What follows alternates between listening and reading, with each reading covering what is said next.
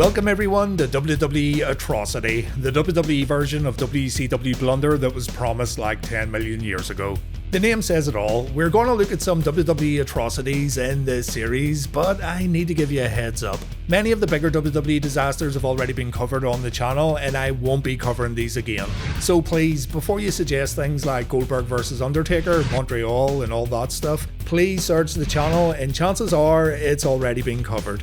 I'm also doing away with the scoring system from WCW Blunder Season 2 because that turned out to be a dumb idea. And in episode 1, I'm going to take a look at Mr. McMahon's $1 Million Mania. So let's get started.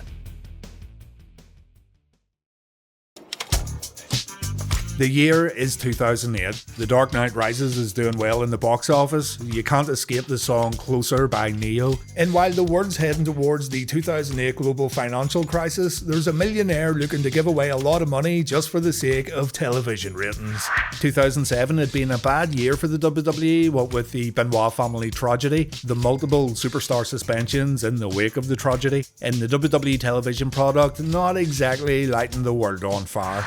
Things did improve somewhat in early 2008 with WrestleMania that year being a pretty good show, but as the year progressed, the WWE's television ratings were not seeing any kind of improvement. As a matter of fact, the ratings were dipping in comparison to 2007. Now, I don't think TV ratings are a true reflection of the quality of a television show, but I'd hazard a guess and say bigwigs at television networks don't really care about all that. They want numbers. And seeing as WWE Raw had just returned to the USA Network 2 years after jumping to TNN during the height of their popularity, you'd imagine that USA were expecting a bit more from the show that gave them record-breaking numbers during the Attitude Era.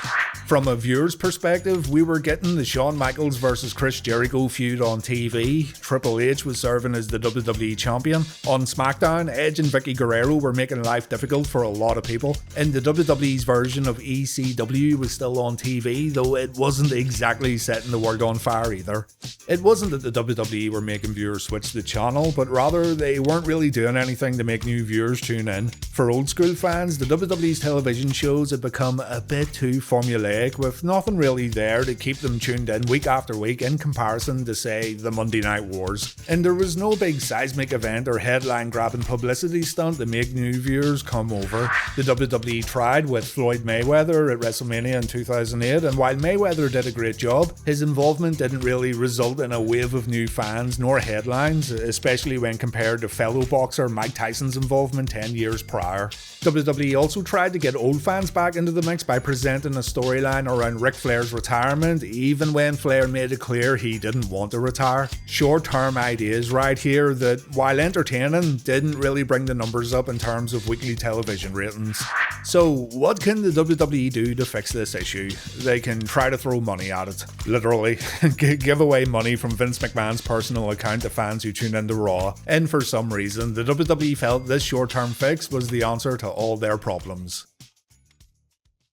It's just a matter of time. On the June 2nd, 2008 episode of Raw, taking place in Denver, Colorado, Mr. McMahon opened up the show with a special announcement. He was going to show his appreciation. McMahon reminded fans that William Regal got fired the week prior. According to Vince, Regal got what he deserved, but Vince wondered if the fans were getting what they deserved. Sure, WWE fans were seeing insane feats of strength and agility through the matches they watched every week. They were getting the action and drama that only the WWE can provide. But the fans deserve more. They deserve McMahon's appreciation. Vince has an idea, though he wants to ask superstars for their ideas too. But McMahon promises that no matter what happens, he's going to do something that's never been done before in the history of television. So superstars came into Vince's office to suggest ideas for how the WWE and McMahon can show their appreciation. Chris Jericho thought the fans at Raw would like to see a Y2J versus Shawn Michaels match, a match that Vince ended up booking. Mickey James suggested kids sending in videos from school talking about why they love the WWE and the winning school would get a diva for the day. JBL somehow equated this to the divas offering an escort service. Shawn Michaels didn't give an idea, but he did say he's shocked that Vince McMahon's actually doing something decent for a change. So yeah, the WWE superstars didn't really have any good ideas. At the very end of Raw, McMahon gathered his superstars on the stage and he marched down the ring to make his big announcement. First of all, there's going to be a WWE draft in 4 weeks' time. Not exactly an earth-shattering announcement, but then the real announcement comes when Vince says it's all about the money. Sorry. It's all about the money. Fuck's sake. Vince wonders what the fans would think about McMahon giving away cash money each and every week on Raw. Maybe $1,000, maybe 10 grand, 100 grand. McMahon says this isn't a hoax. Vince is going to give away the sum of $1 million.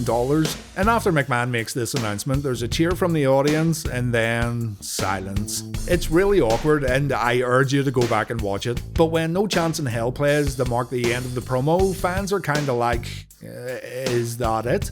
You get the impression that McMahon and company felt there'd be a huge pop after the announcement and fans would go crazy. It just felt like a bit of a letdown, really. The following week, Vince announced that the $1 million giveaway would begin on the 9th of June episode of Raw, but he also wanted to inform viewers about exactly how they could win this money. And this, I feel, was the first problem about this whole thing, not including the general concept itself. The cash money was brought out to the entrance stage. Vince actually introduced the money like it was a superstar. It even had its own theme music. And while the money got transferred from one box to another, McMahon reminded fans that he had armed security guarding the cash throughout this whole episode of Raw, and the money would also end up getting guarded during every night of $1 Million Mania. Vince then announces how fans can win the cash. All they have to do is register on WWE.com, give their phone number and address, and folks who enter must be residents of the United States. The fans boo when they hear this. I think fans in attendance thought that they'd be in a chance to win the money, or maybe they just didn't like the idea of registering their details on a website or something. But think about it, there's absolutely nothing here. Usually when there's a cash prize on TV, it's tied to some sort of competition, some sort of game, or something that can entertain viewers as they watch someone else win money. You need to give viewers at home the opportunity to play along with contestants, but instead, this was going to be a case of phoning random people and telling them how much they've won. It's actually boring for the common person, and it's even worse for people who tune into WWE Raw to watch action. Raw shows were going to come to a screeching halt so Vince McMahon could phone random people. It doesn't sound like a good time. McMahon also said he can give away as much as he wants during any phone call. Someone could win $100k, someone else could potentially win $10. McMahon then explained why he was giving away the cash, and he fully admits that not enough people are watching Raw. It's absolutely insane that he'd say this, but the excuse is that Vince McMahon wants more people to enjoy what current WWE fans enjoy every Monday night. He said he wants old fans to return, he wants to attract new fans too, and he goes on to insult these potential new fans by calling a certain subsection nothing but elitists, snobs, and folks who look down on wrestling and wrestling fans. So here you've got a guy who just fully admitted to giving away money to gain new viewers, and he's also calling some folks who don't watch the WWE stuck-up snobs. Vince continues on by stroking the ego of his current fan base by saying WWE fans represent Americana. None of the current WWE fans are welcome to the snob club. And McMahon tells the fans to get on their feet and cheer for the WWE. It's a bizarre piece of TV where McMahon admits that he's currently in a pay-to-win scheme. He wants new fans watching WWE, but there's a chance these new fans might be assholes. I mean, what's going on? Later on, Jerry Lawler tried to enter $1 Million Mania, but the servers crashed. And the wrestling fan in me says this was an absolute work, brother. Bit too convenient if you ask me.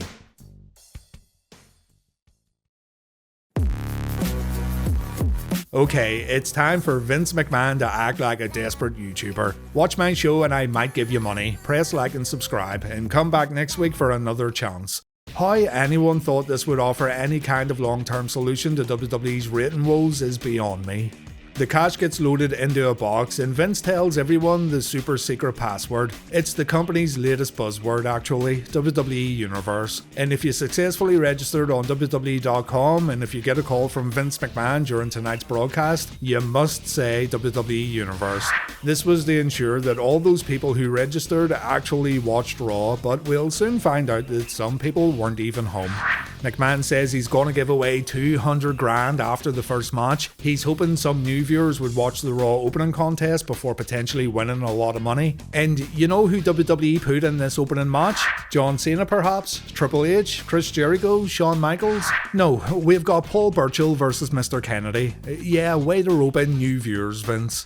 Alright, moving on. It's time to give away 200k. Vince puts his glasses on because he doesn't want to misdial. He punches the number in and he misdials. We've stopped Raw for this, ladies and gents. This is to get new viewers back and create new viewers. Do remember that. Vince dials again and I kid you not, he gets rickrolled. Hello? Now, again, the wrestling fan in me says this could have been a work because this is just too perfect, but I really, really want to believe it wasn't. It's an actual Rick roll with Rick Astley's never gonna give you a plan on the other end of the line. And when the guy finally answers, Vince hangs up on him. Potentially the most costly Rick roll in world history. Vince dials again. The same thing happens when Rick Astley's beautiful vocals play live on Raw. You can actually hear a fan scream, "Hurry up, Vince," in the middle of this debacle, though this time the guy does answer the phone. It's Daniel from California, and he's able to give Vince the password. Daniel just won 200k while also playing Never Gonna Give You Up to a nationwide audience. Not all heroes wear capes. Vince comes out again after a Beth Phoenix versus Mickie James match. It takes this dude an absolute lifetime to dial phone numbers, and when Justin picks up the phone after what feels like a lifetime, he wins himself 75k. It feels like we've seen it all now. This is as far as this thing's gonna go, and now we're gonna have to put up with Raw interruptions until the $1 million have been completely depleted. So yes, you may be getting a few new short-term viewers, but what about your loyal viewers who still enjoy Raw? What about folks who want to see wrestling matches and not some geezer struggling to dial phone numbers? Like, I don't care if someone wins a lot of money. If anything, it's gonna make me envious. If it was a game show, at least we could all play along, but I really don't want to see a man so desperate for TV ratings that he'll phone random people and give away the change he found behind his couch. For the next giveaway, McMahon brought out Charlie Haas. Charlie should have dialed the number while McMahon read it out, but that would have been too smart. The number gets punched in, Vince again misdials and he blames it on modern technology. It's a fucking phone, Vince. And the crowd are now booing because, again, Vince messes up. People are shouting boring as McMahon tries to keep the money train going. I mean, look at this cob. This guy would rather be anywhere but here. So Vince gets his act together, he dials again, and the number's busy. Sweet Jesus. Thank God Dana answered the phone when Vince tried another number and she won herself 50k. Vince then says he'll double the money if Charlie kisses a diva. Okay, bit weird. Out comes Maria, and yeah, there's a 50 grand kiss right there. Vince then says he'll throw in another 25k if Charlie kisses another diva. You could smell this one coming a mile off, couldn't you? It's Mae Young, and there's nothing Mae likes more than a young stropping groppler. In total, Vince gives away 125k right here, and things continue to get weird when, a bit later on, Vince tells Lillian Garcia that Jim Ross told the boys Lillian's measurements backstage. 38, 24, 36. Vince adds up these numbers to give away $98,000. Poor Lillian looks absolutely perplexed by all this, and you just know it was a shitty rib that Lillian had no idea about. I can't overstate how bad Vince is at dialing phone numbers. He's punching in numbers when the phone's ringing, he's hanging up when the phone's ringing, he's taking up so much time that could have been used for, well, anything but this. But some rando named Stephanie wins 98k and Raw moves on.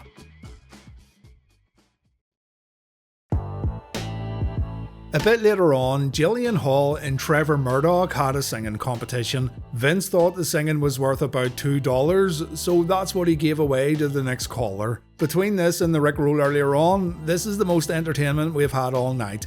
Some dude named Gabe comes out to give Vince a fresh phone number. Gabe should have really helped Vince press the buttons on that phone. And the person on the line wins 200k. So excited was our caller right here that he said holy shit on live TV, which gave Jerry Lawler and Vince McMahon a good laugh. Vince then tells Crime Time that $250,000 is going to be given away at the end of the show. To round up to an even 250, he wants to give away $51,998. Some bozo named Will Frank gets a little richer, and then Jeff Hardy wrestles Triple H before the biggest giveaway of the evening. Before dialing the number, Vince thanks fans all over America for tuning in to Raw, and he thanks the USA Network. And I assume Vince thought the ratings would be through the roof by the way he's talking here, but no. As a matter of fact, the TV rating was lower than the week prior. The June 2nd, 2008 episode of Raw scored a 3.1. This episode right here scored a 3.0. Raw was averaging between 3.2 and 3.6 during 2008 up until this point. So $1 Million Mania did absolutely nothing to increase viewership. All it did was irritate the viewers WWE already had, and it showed everyone that Vince McMahon couldn't use a phone. Stephen wins $250,000. Vince says we're going to do this all again next week. And keep in mind, this is how Raw ended. The in-ring action was secondary. You'd hope next week's show would be a little bit smoother, but no. The first phone call doesn't connect. McMahon says there's some interference out here tonight in Salt Lake City, so if it's not modern technology's fault, it's the city's fault. The password, or passwords, passphrase, is watch Raw and win. Denzel wins himself $125k, and Vince makes him bark like a dog. I'm not kidding, he barked like a dog. Also, I've got the feeling that this week's winners were pre-selected, seeing as they had their name and location on screen during the call. I know these could get made up on the fly too, very quickly, but this week's winners have a lot more general excitement and energy in comparison to last week's train wreck.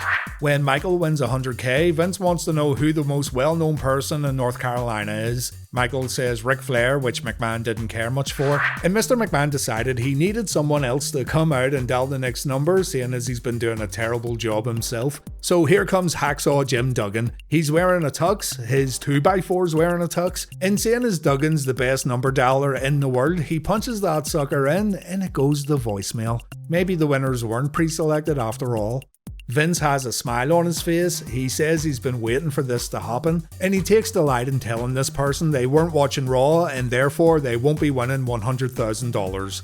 Creepy Gabe comes out again. Vince gets another number. Hacksaw fingers the digits while Vince gives him a dirty look. And yeah, something's not right here because this person has the DX theme as their waiting tone, and that's just way too much of a coincidence. I'm not saying the money wasn't given away, but I think little things have been done here just to make these segments a bit more, well, entertaining isn't the right word, but maybe watchable? I don't know. The Road Dogg Jesse Jordan wins $50k and he says, I've got 2 words for you. Vince wants him to give his best Hacksaw impression instead, so there you go. Kyle from Minnesota wins $175k. Vince makes him sing the national anthem and the crowd boo the poor guy. He also says upcoming WWE pay-per-view Night of Champions takes place on his birthday, and Vince is like, so what, I don't care. The crowd just flat out boo when McMahon returns later on, though to be fair, he threw Ric Flair out of the building, so that might have been why. He decides to give Becky from, funnily enough, North Carolina $16 whole, seeing as Ric Flair's a 16-time champion. And the next caller, Elena, is so excited that she says she loves Vince McMahon. She even goes as far as to say McMahon and his wife are about to change her life. When Vince asks who the most handsome guy in the WWE is, she says Vince, and McMahon awards her with $174,984 while also saying he likes her taste in men. Peter wins $75k and Jim Ross reminds Peter to pay his taxes. And the final giveaway is for $300k, seeing as Raw's on for 3 hours next week. A 3-hour show getting interrupted constantly by this nonsense. The good news, however, is that next week is the final $1 Million Mania, so rejoice wrestling fans. Normal service will soon resume. Also, Vince doxed more than one person during this giveaway. I've blurred the image just in case this number from 17 years ago still connected somehow. And what's funny is the fact that the WWE will blur out signs that says WWF sucks on their network versions of Nitro, but they have no problem leaving in random phone numbers. Frank probably got over it though when he won $300k. And even before Vince said he won, Frank also said he loved Mr. McMahon. WWE Raw, the 23rd of June 2008. It's the WWE Draft and it's the end of $1 Million Mania. Vince wants to give away $100k to begin with. Kelly came out to give Vince some help, and Vince trolled WWE fan Crystal when he said the password she gave, Night of Champions, was incorrect. You're so funny, Vince, playing with potentially life-changing money for this poor woman and her family. To celebrate, Kelly performed a dance, and no, Vince did not leave the stage during this performance. Are you crazy or something? Samira's having a conversation with someone else in her room, but she does manage to give the password and net herself 100k too. Ric Flair came out to witness the illustrious Donna Selton win 100 grand, and oh god, the great Khali's here to offer his help.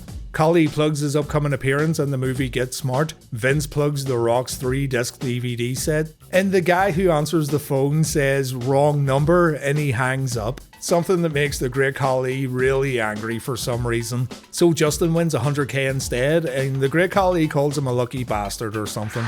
The next winner was in the audience, and look, Jim Ross announced on night 1 that 1.5 million people entered this competition. That could be a lie, of course, or at least an embellishment. But the chances of this actually happening are so low that it makes me think there's some shenanigans going on.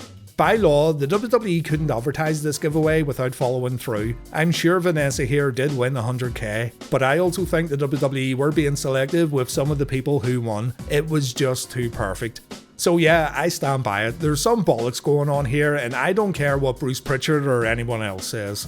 The final giveaway was for $500,000. It was won by Michael Shotton. Michael, shot yourself, especially after winning 500k. And just as Michael was proclaiming his love for Mr. McMahon, one of the lights fell from the ceiling, and now we're going to see how $1 Million Mania ended. The light falling was made to look like an accident. The part of the stage where Vince was standing also gives way and McMahon takes a fall. And then the giant $1 Million Mania sign falls on top of McMahon. Well, it didn't really, but you get the idea. Superstars and officials run over to save Vince. He gets pulled out by EMTs and he famously says, "Paul, I can't feel my legs," in an effort to break kayfabe when asking Triple H for help.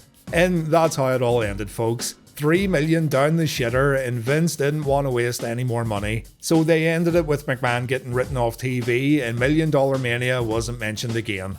No one was behind the set falling apart. The WWE crew were just terrible at their jobs, as highlighted in the following weeks, with one particular moment right here still fooling fans to this very day.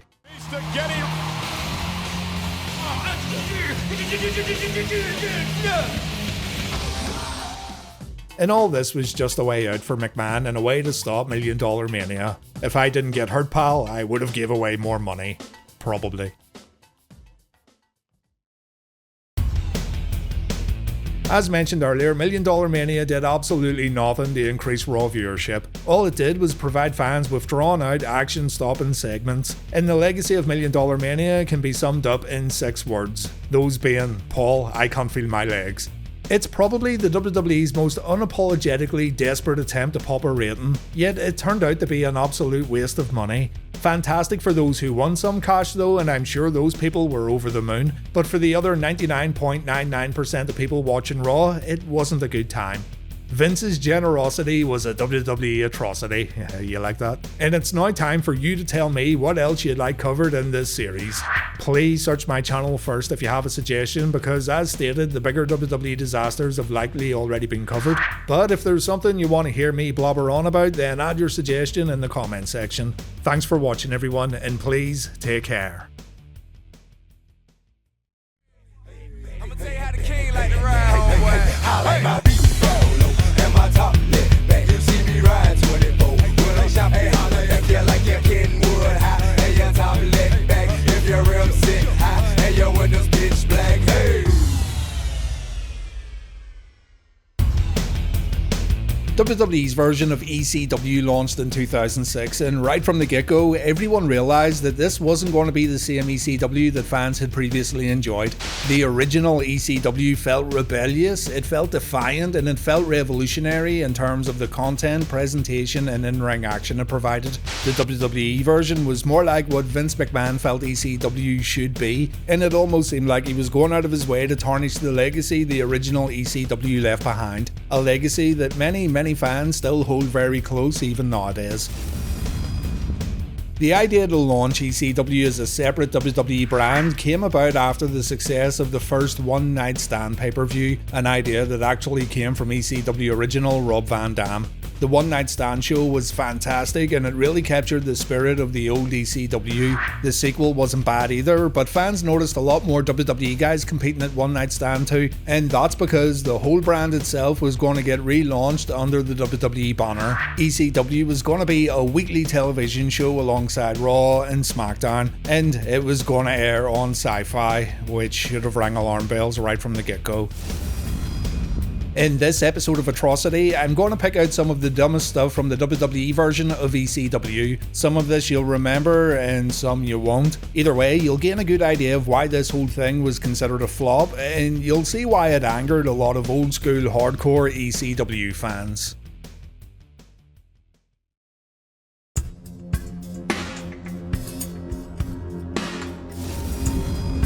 This is one you all know about. The very first official episode of WWE ECW, not including the One Night Stand shows and the WWF vs ECW head-to-head special, aired on the 13th of June 2006, and the landmark episode opened up with Rob Van Dam getting presented the ECW Championship by Paul Heyman. We'll come back to RVD a bit later on. After this 10-minute long opening promo, fans settled in to see the first ECW match on this brand new weekly television show, and out walks a zombie. Yeah, a zombie, the living dead. The reason for a zombie appearing on ECW television? Well, Sci-Fi wanted it. The network wanted supernatural bollocks because, you know, we're on the Sci-Fi channel here, and instead of putting their foot down and saying no, McMahon and company obliged.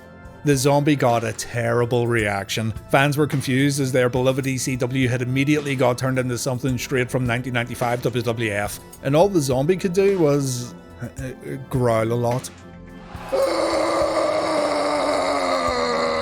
That's riveting right there.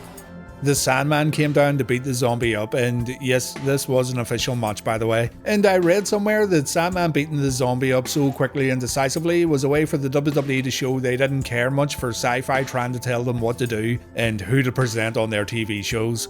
The thing is though, you still presented it, so the damage was done. No one really remembers Sandman beating the zombie up, they just remember the image of the zombie walking down the ramp. So yeah, a terrible start to this new TV show.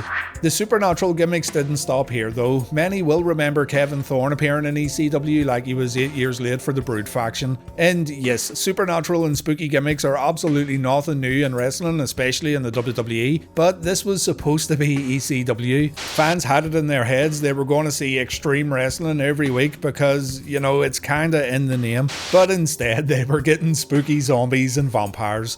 That's also not to say that the original ECW didn't have its fair share of silly gimmicks, but it all felt a bit more shameless right here.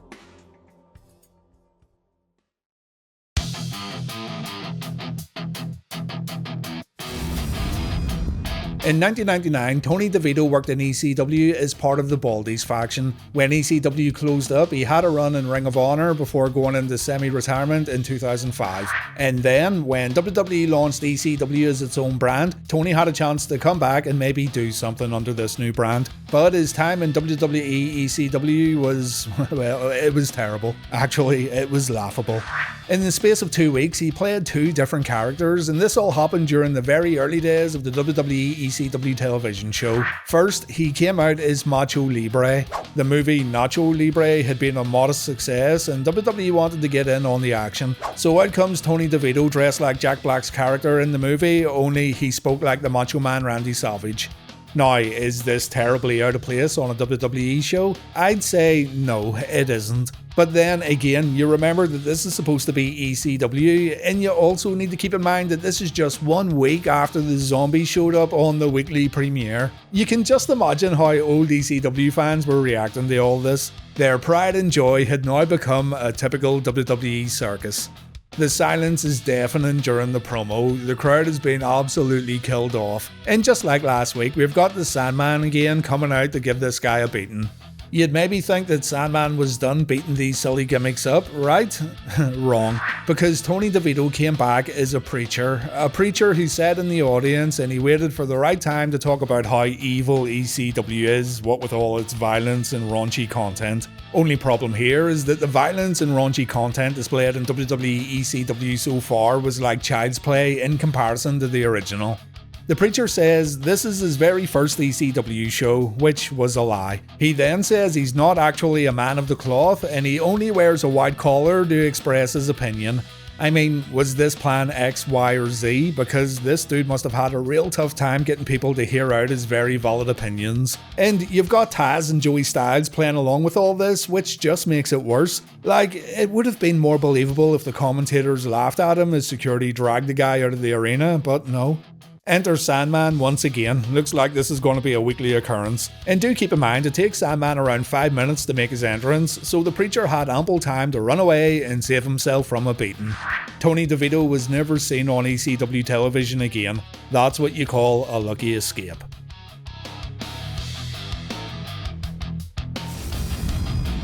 Another big problem ECW had during its WWE revival centered around ECW and WWE champion Rob Van Dam.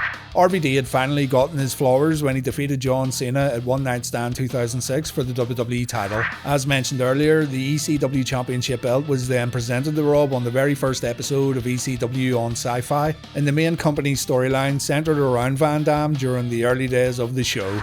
On July 3rd, 2006, it was reported that RVD and Sabu had been arrested. RVD was speeding when an Ohio State Patrol officer pulled him over, and inside the vehicle the cop found 18 grams of weed along with Vicodin pills. Sabu, who just passed away by the way when I was scripting this video, so rest in peace Sabu, but Sabu was carrying a little stash of his own too.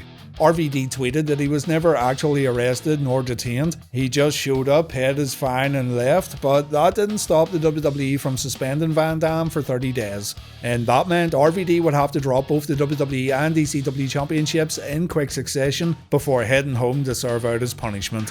As rough as those early episodes of ECW TV were, RVD was definitely a highlight. As a matter of fact, Rob would be a highlight on any show he competed on because he was just that good. But this punishment had severe consequences for Rob's overall legacy, seeing as he wouldn't get near the ECW belt again, nor, more importantly, the WWE belt.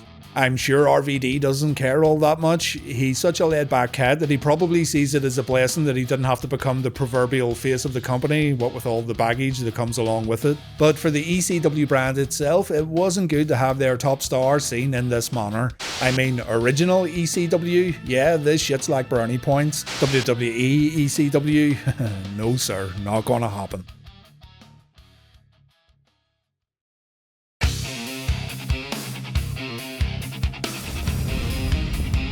What's a Monster Mash Battle Royal?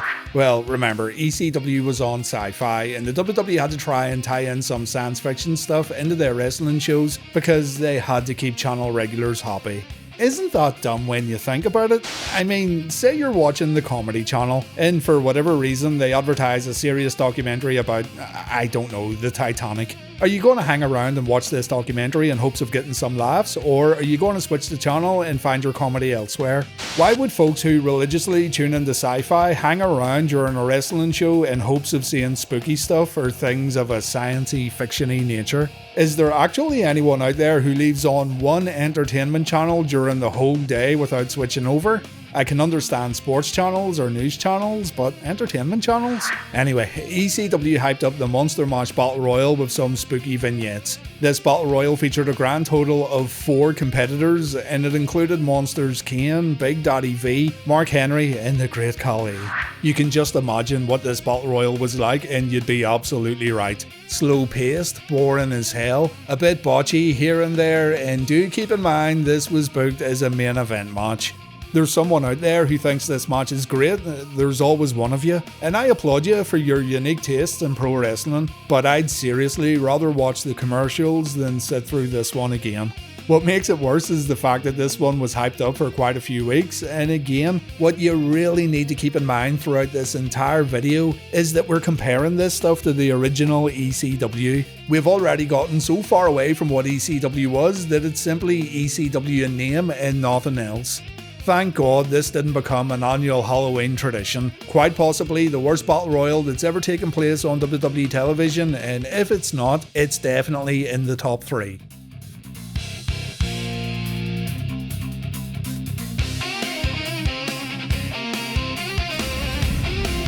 Speaking of Viscera, the last time this dude seriously competed for a world championship was back in 1995 WWF, and we all know how that turned out. Mabel vs Diesel was not a good little piece of business, and that SummerSlam main event looked back on in a very unfavourable manner. To put it lightly, it was the drizzling shits. Viscera had another chance to win a world title on pay-per-view when he faced CM Punk for the ECW Championship, and the match was bad. Really, really bad. Let's rewind back a little though, because these two actually faced each other before their pay-per-view clash at No Mercy 2007. Punk and Big Daddy V had a singles match on the 14th of August 2007 episode of ECW on Sci-Fi, and that match was brutal too. Punk was so popular during these early days of his run, and you'd like to think the WWE would want to showcase him in the best way possible, just so he could gain a good footing before moving on to bigger and better things. But no, it felt like WWE were trying to sabotage Punk at times, and matches like this won't help in changing your mind. All Punk could do here was pull off his corner knee attack. The rest of the 3 minutes or whatever it may be centered around Big Daddy V's incredibly slow offense. You'd look over this if Viscera was actually pulling off insane feats of strength not possible by any other man, but it's just boring to watch and it makes you want to switch the channel, especially when Big Daddy V wins via countout. It's remarkable that someone watched this match and decided to book these two in a future pay-per-view bout. Either that or the higher-ups just weren't watching ECW, which, to be fair, is highly likely. Punk won the ECW Championship in September when he defeated John Morrison, and his first pay-per-view title defense was against none other than Big Daddy V in Chicago. The match didn't even hit the 2-minute mark, and the bout really highlighted how bad ECW had gotten at the time. Remember too that WWE pay-per-view showcased superstars from all three brands during this time period. You would have had fans who had already been turned off by ECW during their first year in business, so you kinda want to put on the best ECW matches possible in hopes of bringing some of those fans back in and showing them that, yeah, we sucked ass recently, but give us another shot. Look, we've got CM Punk as our champion. I don't know, if you like seeing dudes getting smothered under a lot of flab, then this one could be for you. It also ends in a DQ finish when Matt Striker gets involved, and that's the cherry on the cake right there. They couldn't even come up with a decent finish.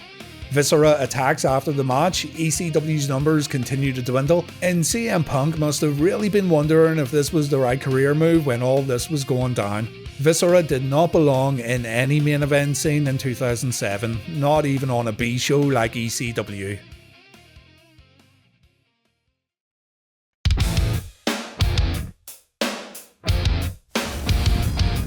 In episode 1 of WWE Atrocity, I made it clear I wouldn't be covering stuff I've already talked about because 1, it's bad for you guys watching the series, and 2, it's bad for me having to talk about the same things over and over again.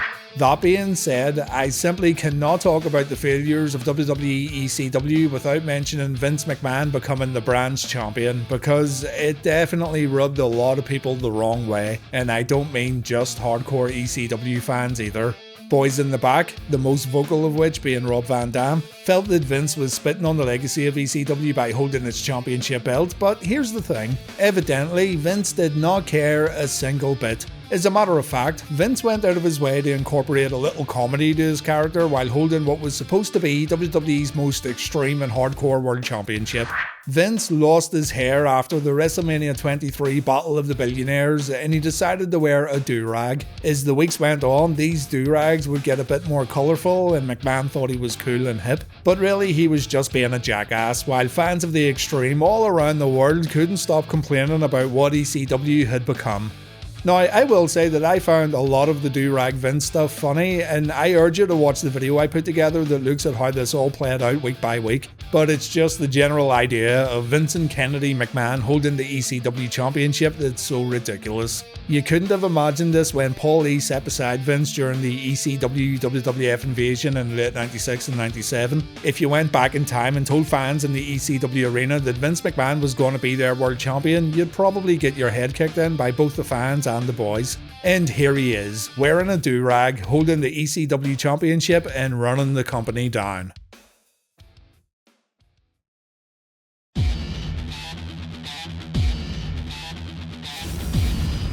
It's only a match, right? How bad can it be? It's Batista in the Big Show, not the zombie or a giant botch machine known as Big Daddy V.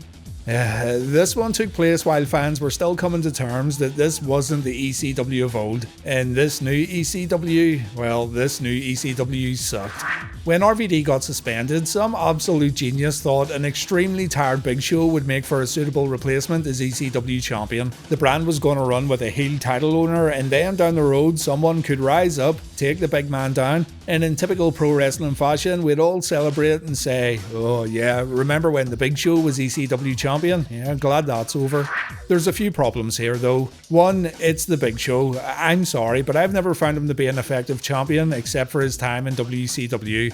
Two, we have to build up to the inevitable clash between the Big Show and whoever's taking that belt away from him, so Show's going to remain champion for quite some time, you'd imagine. And three, ECW were going to return to the Hammerstein Ballroom in the middle of Show's title run. This had the potential to be a complete and utter disaster. Fans at the Hammerstein were big ECW fans from back in the day, and they were utterly ruthless when it came to WWE guys that they felt weren't good enough.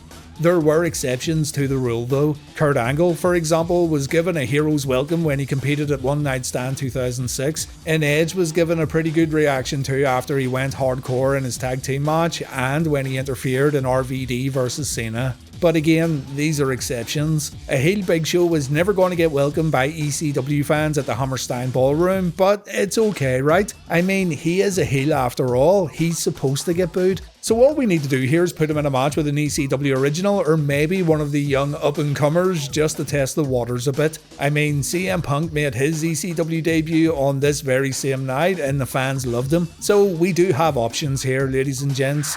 Why, oh why then, did someone look at the whole WWE roster and pick out Dave Bautista as Big Show's opponent on this evening is beyond me. This was just asking for trouble, and what we ended up getting was one of the worst received wrestling matches that ever took place in this venue.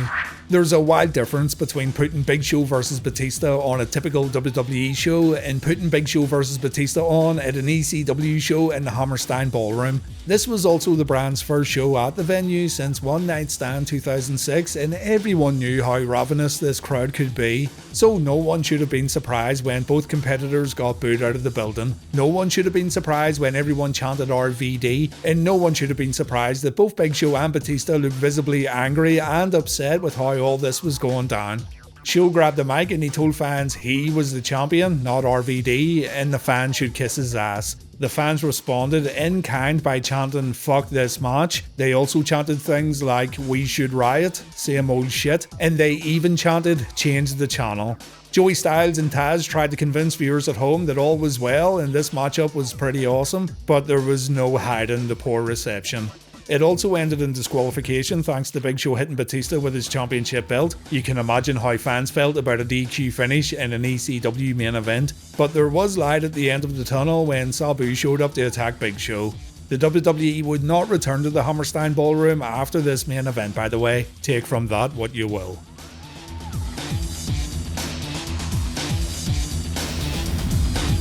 It's only 2008 and already it feels like the higher-ups don't know what to do with ECW. After Vince McMahon had won the championship, it felt like anyone could win it, and it's not like the belt could get devalued anymore. McMahon's run with the championship went a long way in making ECW's main belt look like a joke, so who cares who wins it, right? I mean, Chavo Guerrero's one hell of a performer, and in many ways I don't think he ever got the credit he truly deserves. And I guess WWE wanted to give him a little credit too by having him beat CM Punk on the 22nd of January 2008 episode of ECW on Sci-Fi. Fans had wanted Punk to hold the championship, but his reign ended in just over 3 months. And now that Chavo was champion, the belt was shared between the ECW brand and the SmackDown brand. It's a bit of a mess. At WrestleMania 24, Chavo had a chance to prove his naysayers wrong and prove that taking the belt away from Punk and putting it on Chavito was the right move. This was going to be historic because for the first time ever, the ECW championship was going to be defended at WrestleMania, so we should have everything to gain here and nothing to lose. You know what happened? Kane won a battle royal which earned him the right to face Chavo, and Kane defeated Guerrero in 11 seconds. All it took was for Kane to appear behind Chavo and put him down with a chokeslam. The match kinda showed us what WWE thought of both the ECW Championship and Chavo Guerrero, but as mentioned, I think the damage was already done at this point. Kane would jump from SmackDown to ECW 2 nights after Mania, only to get drafted to Raw in June the same year, so the Big Red Machine has the distinction of carrying a single championship belt through all 3 WWE brands during a single reign. You don't know this because you don't care about the history of the WWE ECW Championship, and that's okay, no one else does either.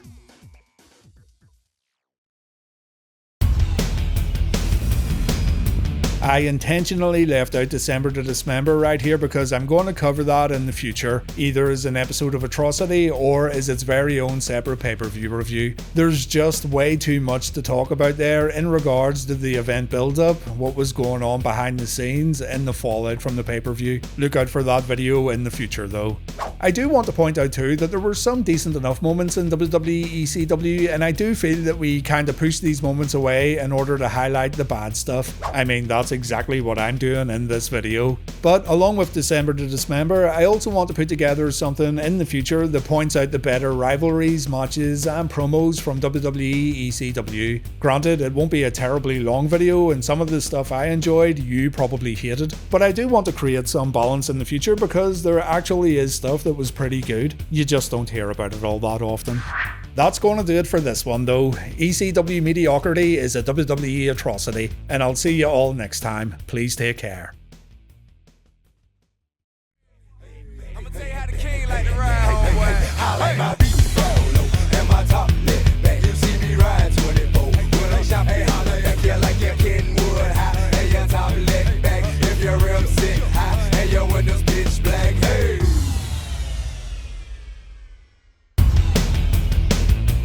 Many would say the Attitude Era is the greatest era in WWE history, and it's easy to see why some people would say that. It was a time when the WWF completely switched their content style to what Vince McMahon called something a bit more contemporary, but I think it went beyond contemporary and into the realm of complete and utter craziness, especially when you compare it to the New Generation era. The Attitude Era created not only new superstars, but absolute megastars who are now considered legends of the business. It literally created millions of new fans as people began watching wrestling for the very first time during the era. And it made pro wrestling a lot more mainstream as the WWE presented storylines, promos and matches tailored towards the young male demographic. A demographic who wanted something a bit more than a big bald dude dressed in yellow telling them to eat their vitamins and say their prayers. I'm a big fan of the Attitude Era, and right now I've almost watched the whole thing in its entirety for a second time through my Reliving the War series. I do consider myself very qualified to speak on this era because I've actually lived it all again in real time, week by week, for the past 5 years. So let me tell you something, brothers, it wasn't all sunshine and rainbows.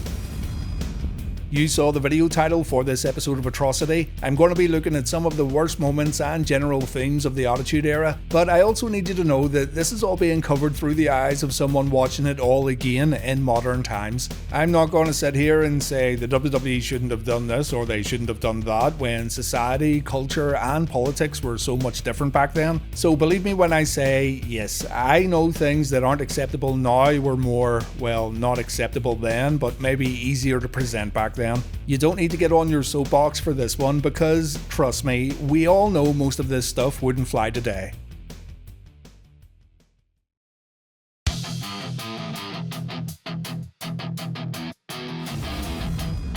As time goes on, it's harder for modern fans to truly understand how popular the Road Warriors were during their heyday. So popular were Hawk and Animal that promotions tried to come up with their own Road Warrior knockoff tag teams because everyone wanted these boys competing on their shows. The phrase Road Warrior Pop tells you all you need to know. Hawk and Animal returned to the WWF in early 1997 after another brief stint in WCW, and they were booked terribly. Things started off alright, but as the year went on and when LOD faced teams like the Godwins, Owen and Bulldog, The Nation and The Outlaws, the boys looked pretty bad in regards to the way their matches played out and how their finishes were written. I remember calling all this out week by week when watching again for Reliving the War. An LOD revival was then attempted in 1998, and at first it seemed to work. LOD 2000 had a brand new look, a new manager that, in fairness, didn't stay around for too long. And when the WWF didn't know what to do with LOD once again, they decided to turn Road Warrior Hawk's real-life demons into a storyline. Hawk was presented on TV as a drunk, a clumsy alcoholic who was living in total denial, and the WWF tried to make this as real as possible by doing little things that painted a bigger picture. For example, they had matches cancelled after the LOD made their entrance, they had Hawk seemingly getting back on the right track only for him to fall off the rails again, and they had Road Warrior Animal showing a real lack of sympathy for his friend and tag team partner. It came to a head when Hawk climbed up the Titantron and threatened to jump off. He claimed no one cared about him, and he was upset that Darren Drozdov was seemingly replacing him in the LOD tag team. Darren would climb up too. It looked like he wanted to help Hawk, but he ended up pushing him off, and the vast majority of fans obviously found this very distasteful. Having storylines centered around these kinds of things is bad enough, but when Hawk was actually battling problems related to alcohol in his real life, it made it all worse.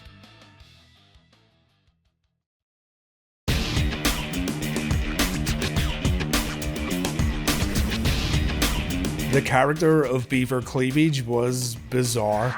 Former headbanger Mosh, real name Chaz Warrington, recorded a few vignettes where he played the role of an overgrown child living at home with his mother. These vignettes were a parody of an old American television series named Leave It to Beaver that featured the character Beaver Cleaver. But things got incredibly weird when Beaver Cleavage, the character Chaz was playing, seemed to really like the company of his own mother. He would make innuendo-laced jokes about his mom's looks and her body shape. He would break the fourth wall to tell these jokes, and for some reason or another, the WWE, or rather Vince Russo, thought this would be very funny. Here's what Russo said about the character and vignettes. A mother and son exchanging innuendos isn't the norm, but if you really thought about it, if mom and son were indeed having an inappropriate relationship, you think they would let the world know? Absolutely not. It would be done in secret, behind closed doors, in the middle of the night, not over breakfast. So in the wrestling world, this would be known as Beaver Cleavage and Mrs. Cleavage working the audience. Don't tell me you actually thought they were mother and son. Really? Bro, they were the same freaking age. There was zero maternal connection. None. This was all a ploy. They wanted you to believe there was a taboo relationship going on. So as heels, they could use this to their advantage to gain the upper hand at the right place at the right time against an innocent babyface. Yes, just like Goldust played on the fear of others, another brilliant characteristic that some wrestling fans still don't get. Yep, it was quickly revealed that Mrs. Cleavage wasn't actually Beaver's mom. Chaz just decided he didn't want to do this anymore, and that part of the angle was wrapped up, likely due to complaints or just because it was so damn weird. It then got really dark when it appeared that Chaz was actually physically hurting Mariana when she showed up to TV with her face all messed up. And in storyline, Chaz was shunned by the locker room and cops were called to arrest him. But it turned out Mariana was actually lying. McMahon seemed to have this thing about painting attractive women as liars, and you may think this is some sort of recency bias that makes me say this, but then we look at the next Attitude Era moment that happened just before Beaver Cleavage, and this concerns Terry Runnels lying about a miscarriage. So Terry began a relationship with Val Venus, and she said she was pregnant with Venus's child. Val dumped her. Terry would then form an alliance with Jackie, known as the Pretty Mean Sisters, and these ladies would end up forming an alliance with Mark Henry and D'Lo Brown. Well, D'Lo was friendly with Mark Henry, and Mark Henry was very friendly with Jackie and Terry. On the first Raw of 1999, Terry fell from the steps when approached by D'Lo, and this would lead to Terry apparently miscarrying. D'Lo felt extremely guilty, and in the weeks that followed, he would do anything Terry told him to just so he could try to make things right. But D'Lo then found out that Terry had been lying all along, and Mrs. Runnels was actually never pregnant to begin with. So not only did the storyline center around a woman lying about something very real and something very serious, but it also featured a storyline that could hit home for a lot of viewers in a very negative way. The Warzone got turned into a bad episode of Jerry Springer, and even the most defiant Attitude Era fans would admit that this whole thing was pretty awful. A storyline that was never ever going to turn out to be good because there's nothing redeemable about it at all.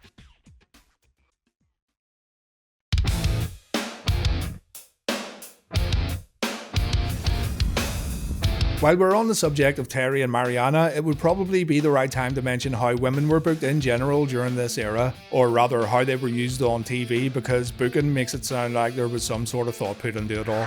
Eye candy was a big part of the Attitude Era, and as mentioned at the top of the video, times were very different. It wasn't only the WWF who sexualized women on their TV shows, and it wasn't even only pro wrestling who took this approach when presenting women on TV. But there's also this misconception that women's wrestling wasn't featured because there was a lack of women who could actually work in the ring, like somehow the ladies only got good in modern times. This is very wrong. There were good female performers in the United States. The WWF had the likes of Jackie and Ivory. Women's wrestling was popular in Japan for a very long time, and even WCW had presented women's wrestling in a manner that made people stop and say, holy shit, these girls can actually go.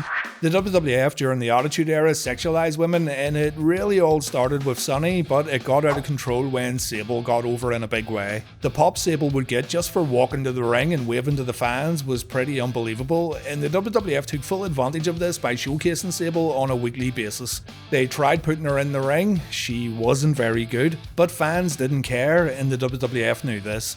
When Sable packed her bags, the WWF tried to find a suitable replacement. Tori, who could actually wrestle a little, was getting ready to show a more sexy side to her character, but this ended up getting dropped. A kayfabe EMT known as BB was then put in the spotlight, but she didn't last long either. And then you had everyone in between, such as Terry, Deborah, Miss Kitty, and the rest.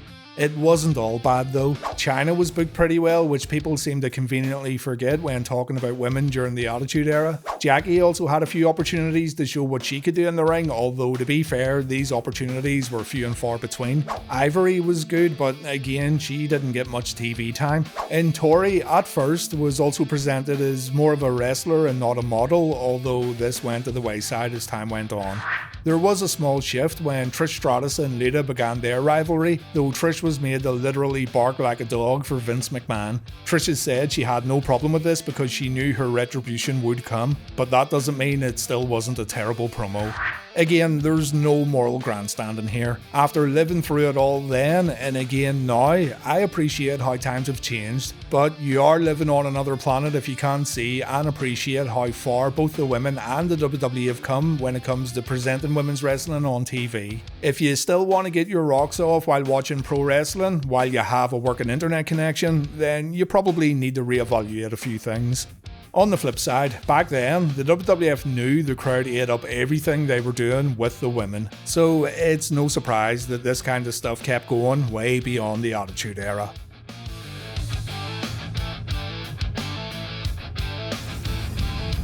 It's a promo that splits fans when you do some research. Some see it as highly offensive, others will say it's comedy and acceptable back in the late 90s. Whatever the case, D-Generation X cut a promo while dressed up as the Nation, and the boys decided they needed to paint their faces to make it a bit more, I don't know.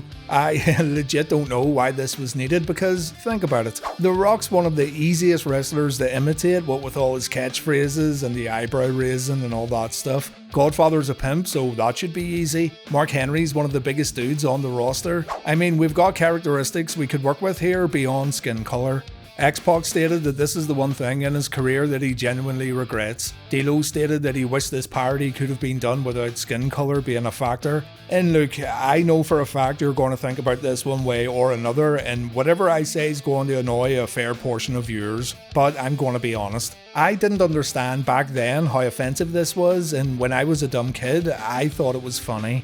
If your outlook on things doesn't change over the span of 25 years, then you might be a wee bit stuck in your old ways. Now, to me, it comes across as unnecessary and kinda shocking. But in saying that too, there's people out there who'll be offended that I'm even speaking about this because it doesn't directly relate to me. I can only speak as a viewer, as someone who watched it then and someone who watched it all play out very recently, both before, during and after the promo. And I can say without question that this promo didn't add a thing to the DX versus Nation rivalry except for a few cheap laughs. It was basically DX trying to be edgy, but in the long run, it did cause a lot of regret. I'm sure every member of DX, not just X-Pac, wishes this was erased from existence, and indeed, the WWE tried to do just that when they removed this segment from their WWE Network version of Raw. That shows us that it's something the whole company wished had never happened.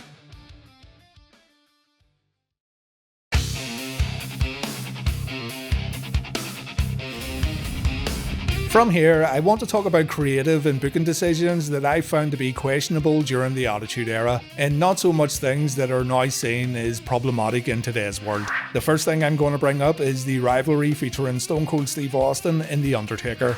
I know what you're thinking, how dare you say anything negative about these two absolute legends of pro wrestling? And yeah, I agree, they are legends and they should be held in very high regard. But I was seriously surprised by how much of the main event scene of the Attitude Era, particularly in 1998, was eaten up by this feud. What's more, I don't think these two ever had a great match together. Decent matches, absolutely, but they also had some stinkers in my opinion, including the Buried Alive match at In Your House Rock Bottom. I am genuinely baffled by folks who say this match was good, and I actually think people haven't sat through the match when they say that. When Austin won the WWF belt at Mania 14, he moved into a feud with Dude Love. At first I wasn't keen on this, but I was totally won over by their match at Over the Edge 98. From here, The Undertaker announced that he wanted his chance at the WWF title, and what we got was a drawn-out story based on The Undertaker potentially turning heel and potentially joining forces with his little brother Kane. Many also say the Undertaker vs Kane story is the greatest pro wrestling story ever written, and I challenge these people to look at the WWF from June 98 to December 98 and try to say that this was all great, because at times it felt like the story was dragging on, and the fact that the Undertaker wouldn't confirm nor deny his newfound relationship actually got a bit tedious, in my opinion. It felt at times that the WWF didn't know what to do, and even when Kane and Taker officially joined forces, the company then booked them in matches against each other mere weeks later.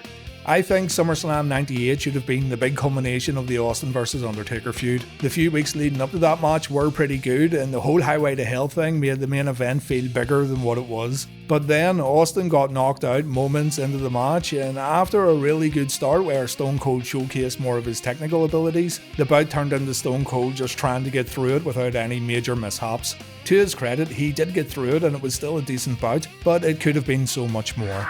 The inclusion of the Austin vs Undertaker rivalry is a bit more of a personal take, and seeing his business was seriously booming around this time period, I know I'm in the minority here, but please, before you go mental at me, try watching it all again with those rose tinted glasses off. You may find yourself getting a bit exhausted by the end of 1998.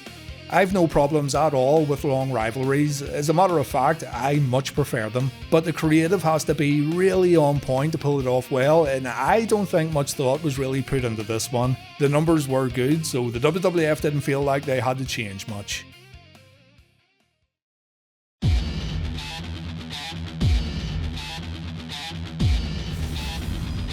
I firmly believe that the WWF had a big star on their hands with Andrew Martin, and you could have swore that this dude was going to go on to bigger and better things.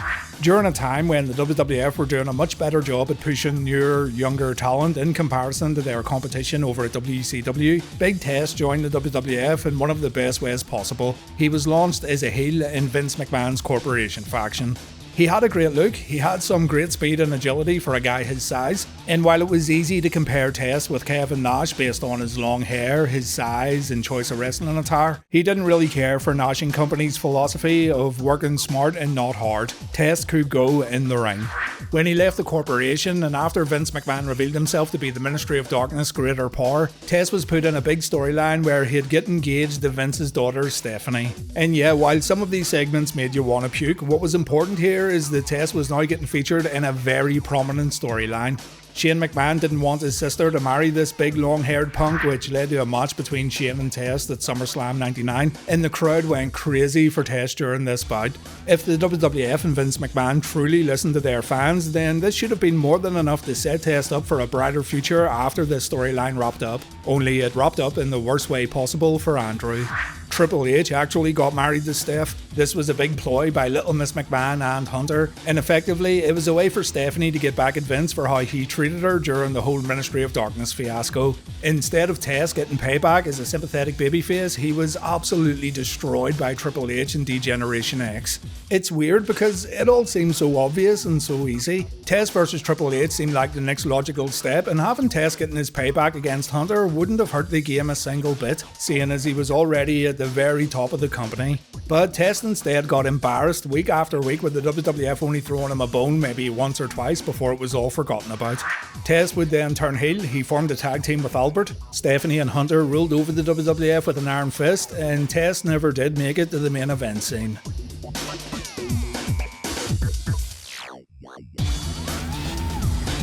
People tend to rag on Brawl for All, but I've mentioned a few times now that I actually didn't mind it because I like watching people fight.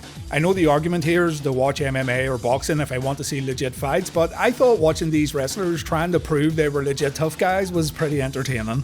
The injuries sustained and the careers that were altered does make Brawl for All a bad idea on the grand scheme of things though, and possibly the biggest casualty of the whole tournament happened to the Brawl for All winner, Bart Gunn.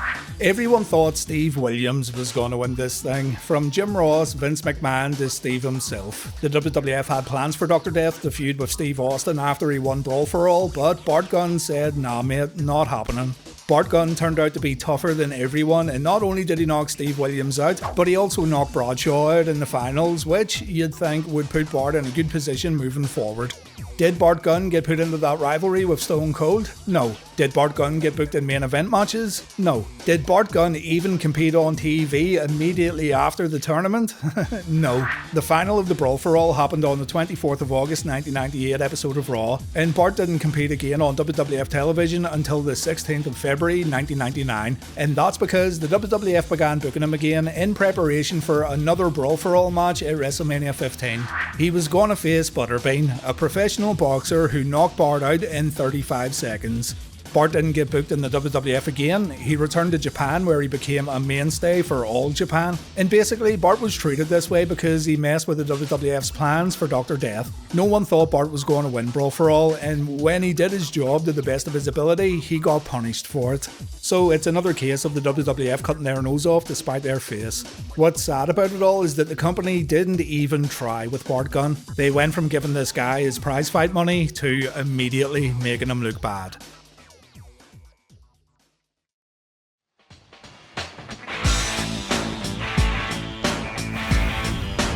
You know how many times the WWF title changed hands throughout 1996 and 1997? 8 times in 2 years. A wee bit excessive, you might think. But then you look at 98 and 99 and you realise the belt changed hands a total of 16 times, and yeah, 96-97 suddenly doesn't seem all that bad. Title changes became very frequent when the Attitude Era kicked off, though one could argue that these were necessary due to the WWF's mission of building new main event stars. Guys like The Rock and Mick Foley winning the championship did a whole lot to create lasting Attitude Era memories that we still talk about today. And on top of that, the title changing hands so much also lent itself to the feeling that anything could happen on any given night. Is it a bad thing for viewers? I'd say no, it isn't. The spontaneous nature of some title changes made WWF TV feel a bit more exciting back then. But when it comes to legacy and what it actually meant to be a champion, it does kinda water things down. Think of it this way, it took Hulk Hogan and Bret Hart their entire WWF careers to win the championship a total of 5 times respectively. The Rock, meanwhile, won the WWF title a total of 6 times during the Attitude Era alone. You could think about this either way really, and it really depends if you think the WWF belt actually holds significance or if you look at it more like a prop. Some people like lots of title changes for the unexpected excitement it brings, while others like longer, more traditional reigns. Just depends on what you prefer.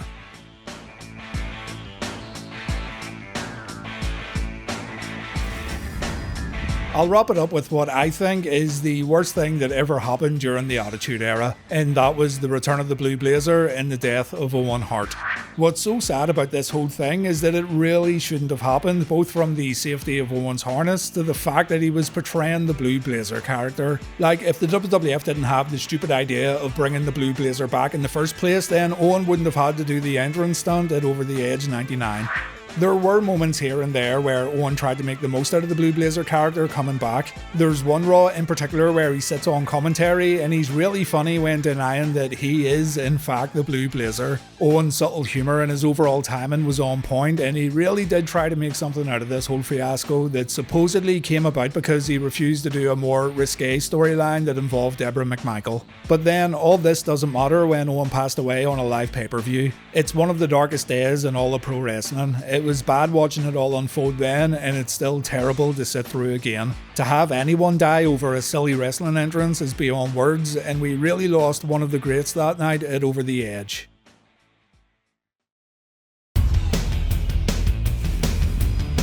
So you're maybe wondering why I left out Mae Young giving birth to a hand, and why did I leave out Kaientai playing with their swords?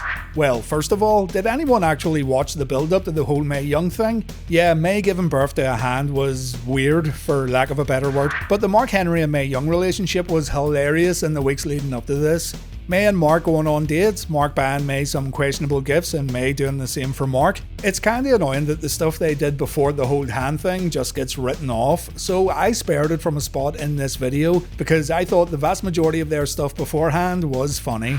Same for Val Venus and Kaientai. Choppy your PP is some funny shit, guys. Get a sense of humour. I'm amazed at how many people clutch pearls over this when it was all presented in a very tongue-in-cheek manner. I do agree it was a dumb way for the WWF to have John Wayne Bobbitt on the show. I mean, I don't even know why the WWF wanted to get this dude on their TV show to begin with, but I guess we can do what we always do and point to Vince Russo.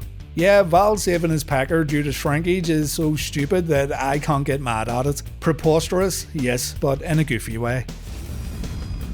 What did I leave out that you thought should have been included? Jeff Jarrett becoming a massive misogynist, the Meat character, the Union stable maybe, the poor booking of the light heavyweight division, excessive violence, maybe you didn't like that, not enough graps every Monday night and too many promos perhaps? Let me know in the comments.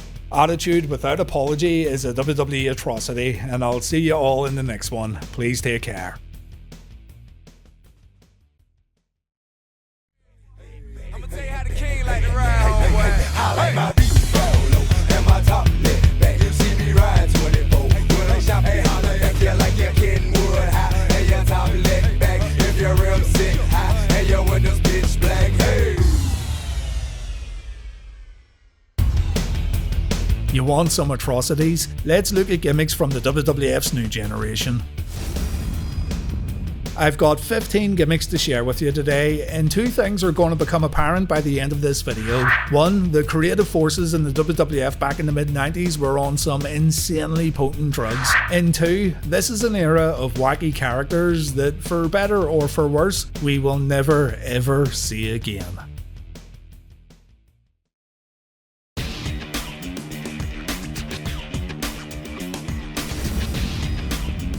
Vince McMahon wouldn't try to capitalise on the hardships of others, would he? Of course he would. The MLB strike of 1994 left baseball fans without their favourite pastime, and in total, 948 baseball games were cancelled due to disagreements from the Players Association and the MLB over spending and a proposed salary cap. So McMahon thought this was a great opportunity to not only highlight how the WWF season never ends and how the WWF would never go on strike, but he also introduced a villainous character to really get the point across. Abe Knuckleball Schwartz, portrayed by Steve Lombardi, came to the ring with a baseball painted on his face. His theme music was Take Me Out to the Ball Game, and he made sure to let everyone know he was on strike. The WWF squeezed 2 televised appearances out of Abe in one house show loop before they realised it was a dumb idea. But this character really did highlight how McMahon and company had no issues at all exploiting the misfortunes of others. It's dumb, I agree, and the gimmick sucks, but the reasoning behind the gimmick tells us a lot about the WWF's creative philosophies back in the new generation era.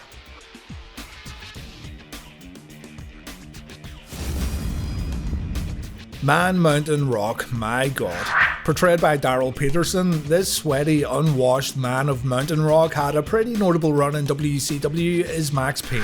Max Payne was known for shooting a confetti gun in Johnny B. Bad's face, forming a babyface tag team with Cactus Jack, and apparently having issues working against the Nasty Boys due to how stiff they were. That's a story for another time, but after his WCW run came to an end, Darryl jumped to the WWF where he became Man Mountain Rock. While the Max Payne gimmick was nothing special at all, he was still a pretty rugged in-ring competitor, and some of those tag matches he had with Cactus Jack were decent. In the WWF, he wore tie-dye because I guess that's what the WWF thought a rock star wore at the time. He eventually got a WWF guitar that, okay, that thing is pretty awesome, so we can't really knock him for that. But the company insisted that he played his guitar before every match, just to drive home the fact that this is a man of Mountain Rock who shreds so hard that your face muscle melt off. His signature moves, the Wallapalooza and the Whammy Bar. The Whammy Bar was known as the Painkiller in WCW, which, yeah, it's a much better name. Did you know that Darryl sued Rockstar Games for using the Max Payne name? Yeah, it was settled out of court too, so maybe he got himself a few quid.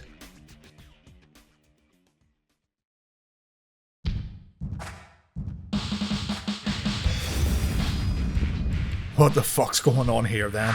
Techno Team 2000 arrived in the WWF in 1995, so I guess they were time travelers. This is just like Bill and Ted's Bogus Journey, where the boys go into the future, learn how to become a great rock band, and return to the present day where they're able to impress the audience like a Man Mountain Rock pre-match concert. So in theory, Eric Watts was able to get 5 whole years experience right up until the year 2000, come back to 1995, and dazzle people with his incredible in-ring ability.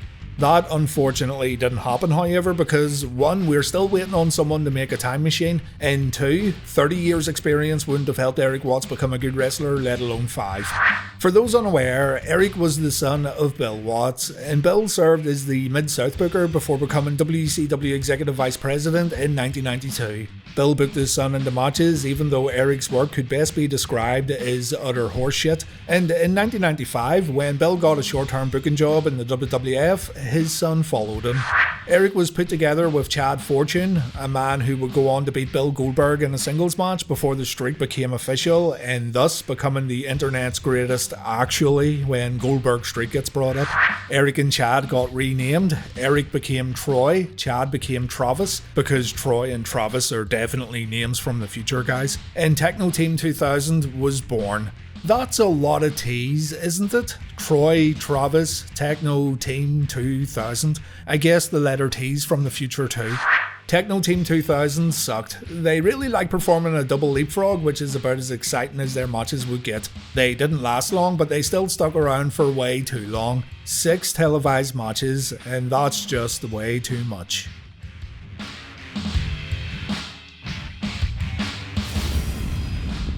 Salofa Fatu Jr. had quite the journey in the WWF. From the wild and unpredictable head shrinker, trying to make a difference is just Fatu, becoming a sultan managed by 2 absolute head cases in Bob Backlund and the Iron Sheik, all the way to becoming Big Rikishi. Kinda funny too that Fatu's career skyrocketed when he put on more weight, which is usually a big no-no in McMahon's book, but I guess putting on weight in all the right places makes it a-okay. I could talk about the Sultan here, but I find Make a Difference Fatu a bit more interesting. He was trying to send a wholesome message about just saying no and what have you, though he's also a pro wrestler who wants to win matches by physically beating up his opponent while coming to the ring with a jacket that says "Stop Violence" on it. Getting kids to just say no is a great message and all, and you can't really knock the purpose of Fatu here. Someone who wants to make a difference should be celebrated, but the whole thing just screams mid-90s, what with the Make a Difference vignettes, Fatu's overall presentation, and his dancing in the ring before, during and after matches. Turns out Fatu's dancing would get him over in a big way during the Attitude Era, and you get to see a true embodiment of how the times changed when you put Make a Difference Fatu right beside Rikishi. The question is, did Fatu actually make a difference though? Well, crime rates in the USA did see a significant decline from mid-95 to the early 2000s, so yes he did, and we should all thank Fatu for truly making a difference.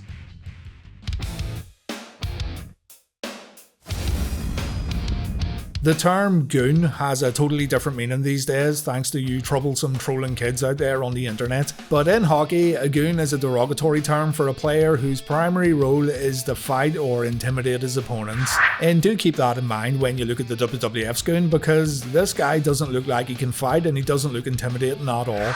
Vince McMahon explained that the goon was so ruthless, so utterly violent that he got kicked out of every hockey league he played in. So I assume one day the goon sat down and said to himself, "Hey, I'm in the wrong line of work. I should join the WWF and take part in scripted fights." And the rest, as they say, is history.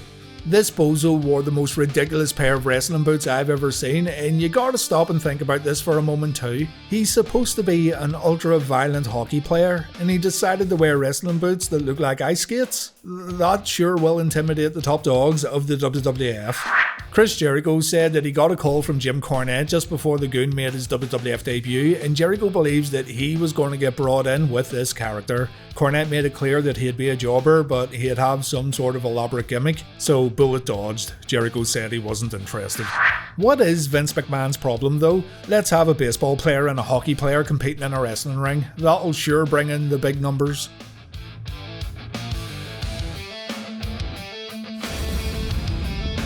Imagine having a wrestler like Barry Windham on your roster and giving him a weird gimmick that's guaranteed to fail. He was called the Stalker, which, okay, fair enough, it's not a terrible name, but the gimmick? He hung out in the woods, and I'm pretty sure he was supposed to be a game hunter, but he talked about coming after, like, humans. Did he hang out in the woods so he could snipe real life people? He was decked out like he was waiting for the Predator to show up, and the camouflage made it look like Barry was ready to rip off some heads and cook some meat on his big open fire. But the Stalker showed up as a babyface, and then the character disappeared forever. Windham returned as one of the new Blackjacks, and we all know what happens when you put the word new in front of an already established gimmick or team. It never works out. So all in all, this whole time Barry spent in the WWF could be seen nothing more as a giant flop, and it sucks because Barry, at one point in time, was so good. His natural charisma was completely gone during this WWF run. He looked ridiculous as this random huntsman, and he eventually went back to WCW, which was probably the right move for him.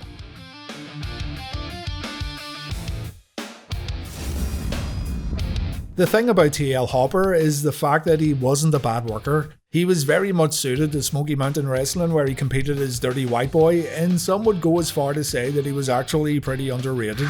All this means nothing though, because he'll unfortunately be remembered for his time as TL Hopper, because every wrestling promotion needs a plumber. Why did McMahon think a plumber would make a good gimmick? Like, there's nothing to work with here, is there? Even worse is the fact that McMahon and company must have thought that the only thing plumbers were known for was unclogging toilets, and you've got yourself the very foundation of the TL Hopper gimmick. He just uses a plunger to unclog shit, and this is even proven in his entrance music. His theme song was literally the sound of toilets. Look at Mario, he's a plumber and he's out there defeating giant fucking Koopas and saving entire kingdoms. TL Hopper, meanwhile, wasn't defeating anybody and he was fighting to keep his job. I'm not going to recommend you check out Dirty White Boy's work in Smoky Mountain because I know for a fact you won't do it. I can tell that you're not that interested, and trust me, I'm not offended either. But do take my word for it that this guy wasn't bad in the ring at all. This really doesn't matter though when your gimmick's based on cleaning shitty toilets.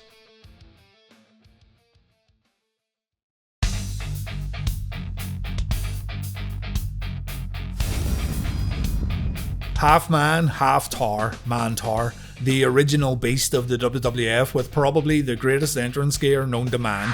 Many of you will remember Mantar, and all you have to do is look at one single picture of this jabroni to understand why it was so bad. Unfortunately, Mantar didn't wrestle with that sweet headgear on, though I really wish he did. Instead, he would take it off and start mooing like an absolute lunatic while working against his opponents. Some trivia for you, it's been said that Mike Halleck, the man behind the gimmick, was the cousin of WCW wrestler PN News, so crappy gimmicks must have ran in the family. And Mike actually came back to the WWF as Goldust's bodyguard. Remember that Ultimate Warrior vs Goldust fiasco at In Your House Good Friends Better Enemies? Yeah, that was the official return of Mantar. Suffering from type 2 diabetes, Halleck died in his sleep in July 2023, and of course there was no video tributes being made for the man behind the giant fluffy mask, though the legend of Mantar lives on forever.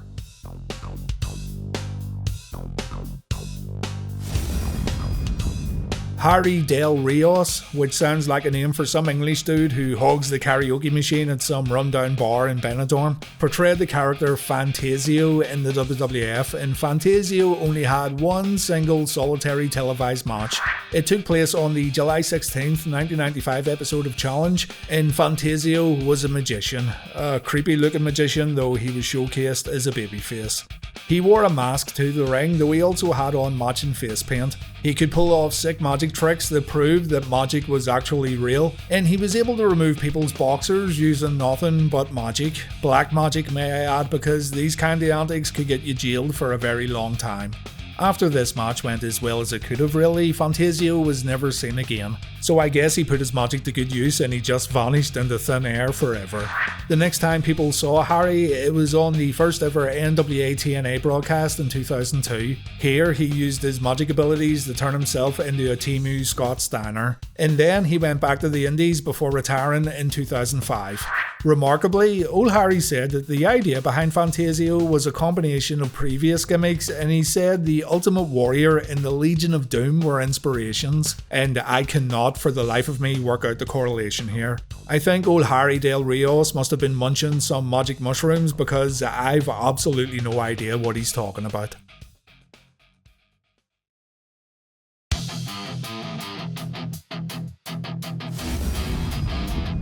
Kwang, the ninja from Puerto Rico. Nah, he was built from Japan, but we all know it was the great Savio Vega under the mask, and once again, the WWF felt they needed to give Vega some sort of crappy gimmick, even though he had an insane amount of experience upon debuting in the WWF.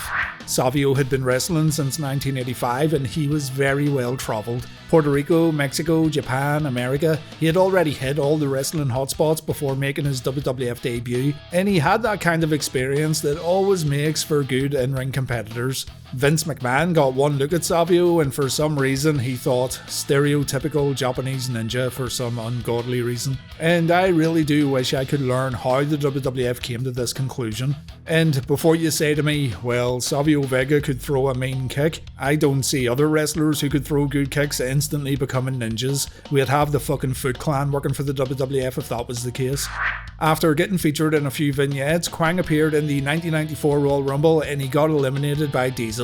He lost his first Raw match against Bret Hart, he'd go on to lose more TV matches against Razor Ramon and The Undertaker, and things just kinda fizzled out before the WWF repackaged Kwang as Savio Vega, the childhood friend of Razor Ramon. Yeah, this sounds stupid too, but it worked out a lot better. Some more trivia for you. Kwang was a hidden character in the WWF Raw video game, though only in the Sega 32X version. So you could actually play a crappy gimmick on a crappy gimmick.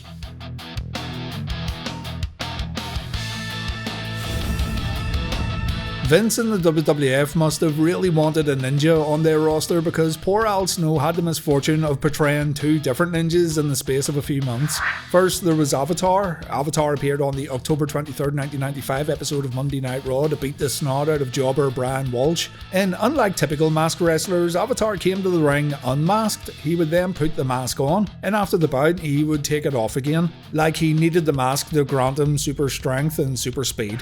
A few months later, Mr. Snow showed up to Raw as a ninja assassin known as Shinobi, a master of sneaky espionage who could murder his opponents in the blink of an eye, or something. Needless to say, things didn't pan out for Avatar or Shinobi, though thankfully things got a whole lot better when Snow found his famous unhinged character while spending time in ECW.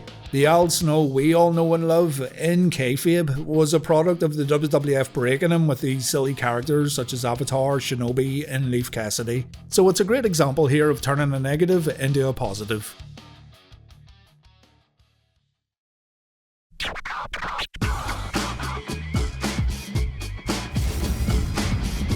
Like Al Snow, Mike Shaw was given a few bad gimmicks during his time in the WWF, and these gimmicks also live on in infamy thanks to how downright terrible they were. First, there was Friar Ferguson, a monk who liked nothing more than to praise the Lord, wrestle matches, and dance. The Friar only had one match. The usually defiant Vince McMahon completely gave up on the character after just one appearance due to the Catholic Church coming down hard on the WWF for their portrayal of a mad wrestling monk. And so Mike was repackaged as Bastion Booger, and it's been reported that the gimmick was a punishment for Mike, who was unable to lose weight upon request. Whether that's true or not, I don't know, but Friar Ferguson would have been punishment enough in my opinion. Like, something tells me that the WWF weren't looking at Mike Shaw as a big drawn superstar anyway, so why punish a guy that you don't initially expect much of, you know? I mean, wasn't the fact that he was already overweight part of the gimmick? Anyway, this could be nonsense too. It's only a report, and we all know by now that you're an idiot if you believe everything you hear reported by wrestling journalists. Though, with all that in mind, one look at Bastion Booger and you know it's a gimmick failure right out the gate. He was supposed to be a babyface, but his gross nature would make fans boo him. He was a slob in every sense of the word, and he wore ring gear about 5 sizes too small. I'm all for silly gimmicks too, you know, and one of the things that's a bit irritating about modern wrestling is the fact that everyone's a super athlete and outlandish gimmicks are becoming a bit more hard to come by. But with that in mind, Bastion Booger was just a disgusting, putrid gimmick that no one would want to watch. Like, imagine trying to sell the WWF to your friends back in the 90s and the first thing they see is a Bastion Booger match.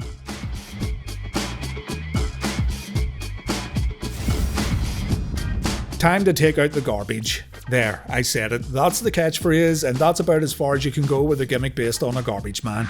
Is it the WWF wanting to reach out to common hard-working folks who don't necessarily have glamorous jobs? Is it the WWF trying to say, hey, you might be a garbage man today, but you too, with the right mindset and hard work, can also become a WWF superstar? I really doubt it, seeing as we've already looked at poop cleaning plumbers, underwear removing magicians, and unstable pro wrestling monks. So I just say it's a bad idea from bad creative. At one point in time, not that long ago, I would have given Duke a little praise and I would have said he actually wasn't that bad in the ring. I even said as much when covering his match against Hunter Hearst Helmsley at In Your House 6. But any praise I had for this dude got flushed down TL Hopper's toilet after the evil shit he was caught doing just a few weeks before I scripted this video. He was arrested for attempted exploitation of a minor and he tried to use cryptocurrency to buy photos, so he can rot in prison for all I care, and even that would be too good for him.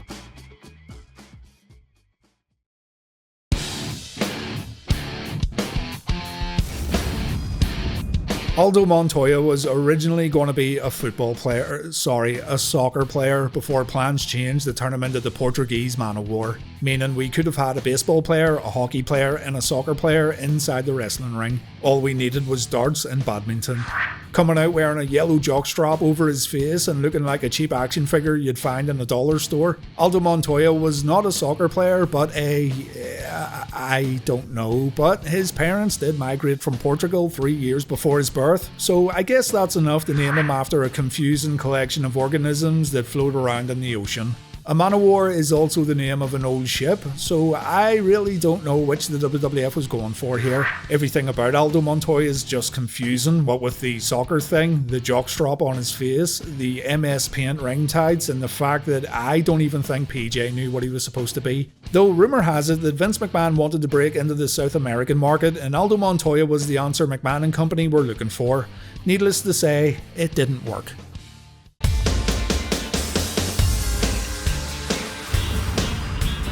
Jeff Jarrett had a hit song named With My Baby Tonight.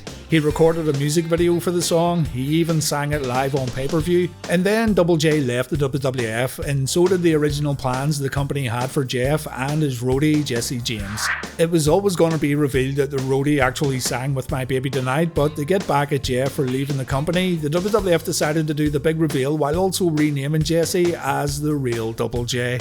You know, the idea behind Jesse being the real singer isn't a bad one at all if it's a one and done deal and we move on from it after a week or two. But the WWF had the Road Dogg sing that song during every single one of his televised entrances, and I don't care if you unironically like the song or not, that kind of stuff's going to become real old real fast.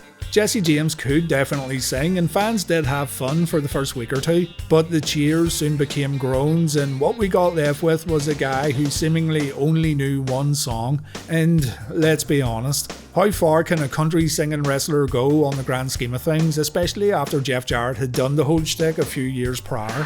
Thankfully, the poor gimmick, along with another poor gimmick known as Rockabilly, were both used as the driving force behind the New Age Outlaws. Both guys got tired of being the company's resident idiots, and they ended up forming one of the most memorable tag teams in WWF history.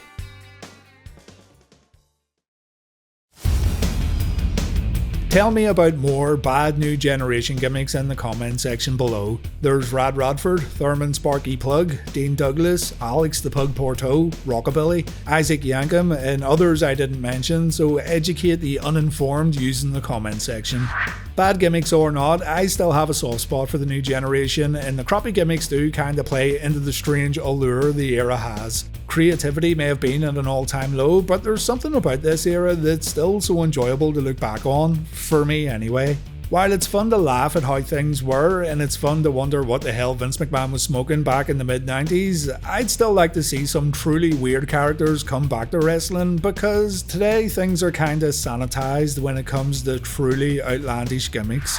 The WWE Performance Center machine may be churning out good athletes like they're on a conveyor belt, but almost everyone has the same character. So put a jockstrap on someone's face and have them come out performing magic tricks. It might fail, but at least it gives us something to talk about. Not everything has to be serious. Thanks for watching everyone, and please take care.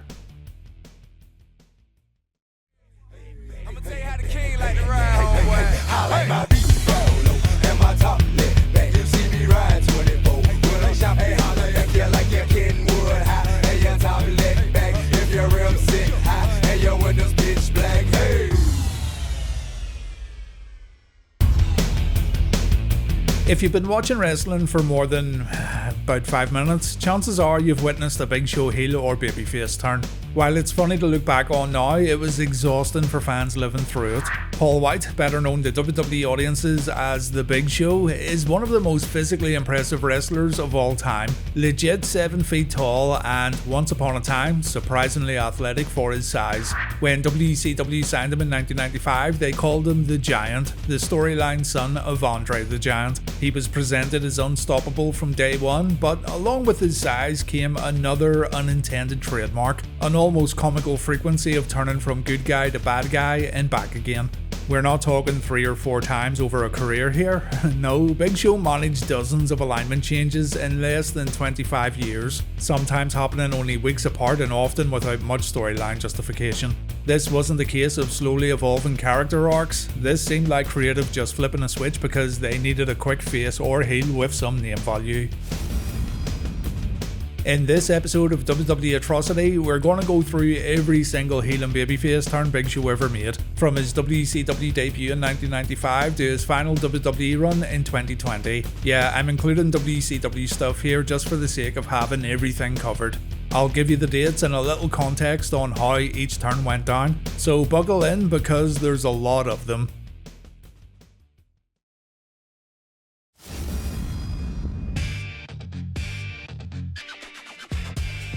Big Show's career began with a full-on pay-per-view world title win in his very first match. Wrestling as The Giant, Paul White was introduced as the son of Andre the Giant and a member of Kevin Sullivan's Dungeon of Doom, the most cartoonishly evil faction WCW ever produced. WCW had everyone fooled that the Giant was Andre's son for all of 2 minutes. At Halloween Havoc 95 in Detroit, Giant challenged Hulk Hogan for the WCW World Heavyweight Championship. Through a combination of interference, shenanigans, and an ending that would make Dusty Rhodes proud, Giant won the match by disqualification but was awarded the title anyway. Stipulations are at play here and I'm not going to get into it, but the decision was overturned the next night on Nitro. Still, WCW had established the Giant as a monster heel right from day one. Good stuff and a great start. When the New World Order was formed at Bash at the Beach in July 96, Giant was still WCW champion and very much opposed to Hollywood Hogan's new heel faction. For a few short weeks, he was positioned as a WCW babyface, aligning with Sting, Lex Luger and others to stand against the black and white invasion. The problem though, WCW didn't seem fully committed to keeping him as a good guy. By late August, there was already hints of dissension, and his time as an anti-NWO babyface would be extremely short-lived. In fact, his next turn was just around the corner, and it was a big one. On the September 2nd, 1996 episode of Nitro, the Giant shocked fans by aligning himself with the NWO and he helped Hogan and the crew take out WCW's babyfaces. In storyline, it's about the Giant aligning himself with the winning team. In reality, it's the first example of a pattern that will define the Giant's career. No long-term babyface commitment. It was a classic big man muscle role for the Giant, standing behind Hogan as an enforcer and giving the faction even more credibility as an unstoppable force. For WCW fans who just cheered him as a hero, it felt like whiplash, and given that this came only a few weeks after he was fighting against the NWO, it set the tone for the rest of his career. Sudden, often unexplained, alignment changes.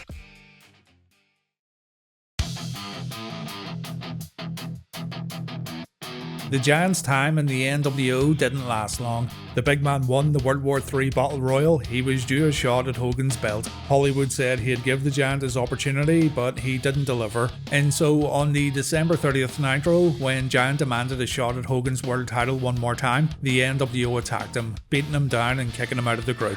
This set the Giant up as a babyface challenger going into 1997, but again the shift felt abrupt. WCW had burned through another turn in just 4 months, and fans were already noticing that the Giant's allegiances were a revolving door. Fast forward to spring '98 when the NWO had split into 2 factions, NWO Hollywood and NWO Wolfpack. On the May 11th Nitro, Giant sided with Hogan's Hollywood faction, turning heel once again while seemingly forgetting about everything the NWO did to him previously. The visual of the Giant standing alongside Hogan after their past feud made for a head-scratching moment, but it was explained as the Giant wanting to get his hands on Kevin Nash, and seeing as Nash was in the Wolfpack, Giant felt he had to join NWO Hollywood for some reason. And also, for some reason, the Giant started smoking a lot of cigarettes. It all made the Giant look a little dumb. After everything Hogan had done to him, it's insane that he'd go back to the NWO. The infamous Finger Poke of Doom episode on January 4th, 1999 reunited the NWO into one giant heel faction. Kinda. The NWO were united, but they also had a group who would later get referred to as the B-Team, and initially it looked like the Giant was going to be part of that B-Team. Hogan explained that there was only room for one Giant in NWO Elite. Giant was booked against Kevin Nash in a loser leaves NWO match. Nash won, and the rest of the NWO laid out the Giant in a post-match beatdown. This was Giant's final appearance in WCW before jumping to the WWF the following month. He left as a babyface, albeit one who had just been humiliated on his way out. It wasn't exactly a triumphant turn, but it was technically a flip back to the good guy side.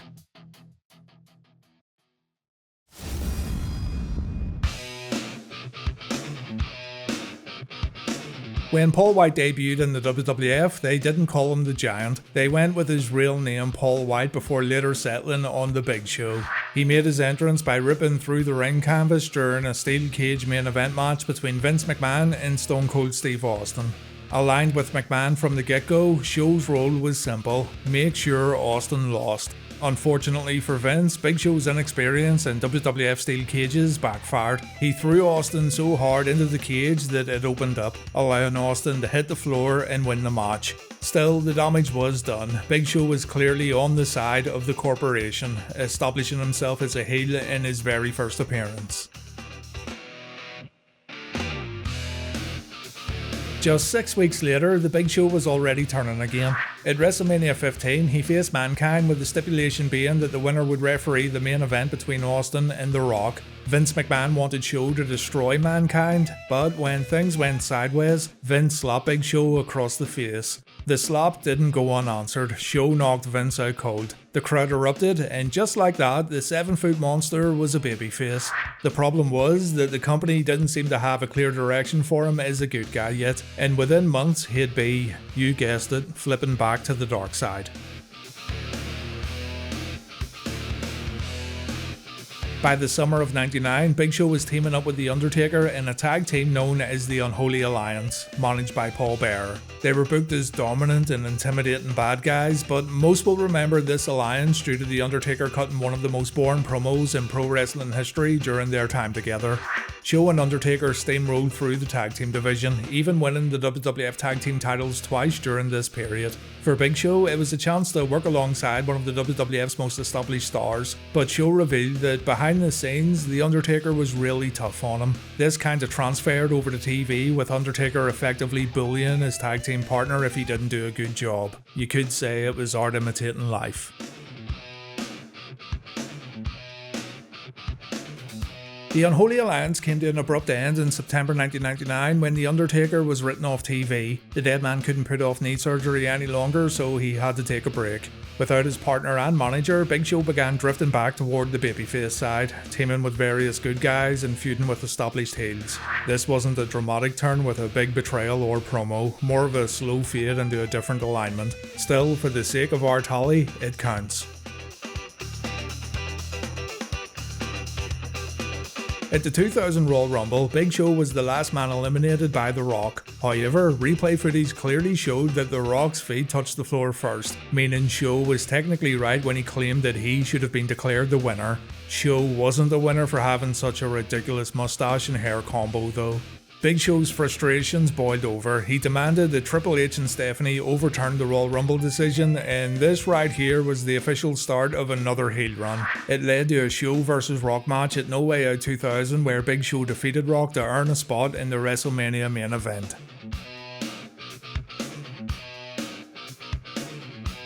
After aligning himself with Shane McMahon and losing at WrestleMania 2000, Big Show's character took a hard left turn into comedy. He began dressing up in silly costumes, impersonating the likes of Hulk Hogan and Val Venus to entertain the crowd. His appearance on Saturday Night Live went to his head, and he thought he was now destined to be a big Hollywood comedian. This was a clear pivot into babyface territory, with Big Show often playing the lovable giant role rather than the dominant monster. Unfortunately, it didn't last long before the WWF wanted him to play a heel again. By the summer of 2000, WWF had ran out of patience with the comedy Big Show act. On TV, this shift came when Show realigned himself with Shane McMahon and he attacked The Undertaker, a clear bad guy move that put him back in the role of monster villain, briefly. It looked like a fresh direction, a possible faction featuring Shane, Show, Chris Benoit and Kurt Angle, but behind the scenes, the company felt Show needed more ring work and more conditioning.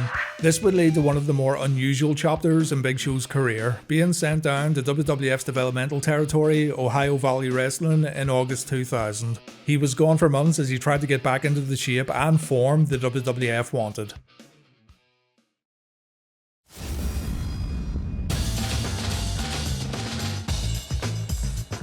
When Big Show returned to TV, he was a heel once again, but he then turned babyface for the Invasion storyline. WCW and ECW stars had formed the alliance to take down the WWF, and Survivor Series 2001 was booked as the winner-take-all match. Big Show was part of Team WWF alongside The Rock, Chris Jericho, Kane and The Undertaker, with this final match putting him firmly on the babyface side, standing up for the home team. The match was wild, the stakes were huge, and while Show was eliminated by Shane McMahon, yeah really, the turn did stick for a little while.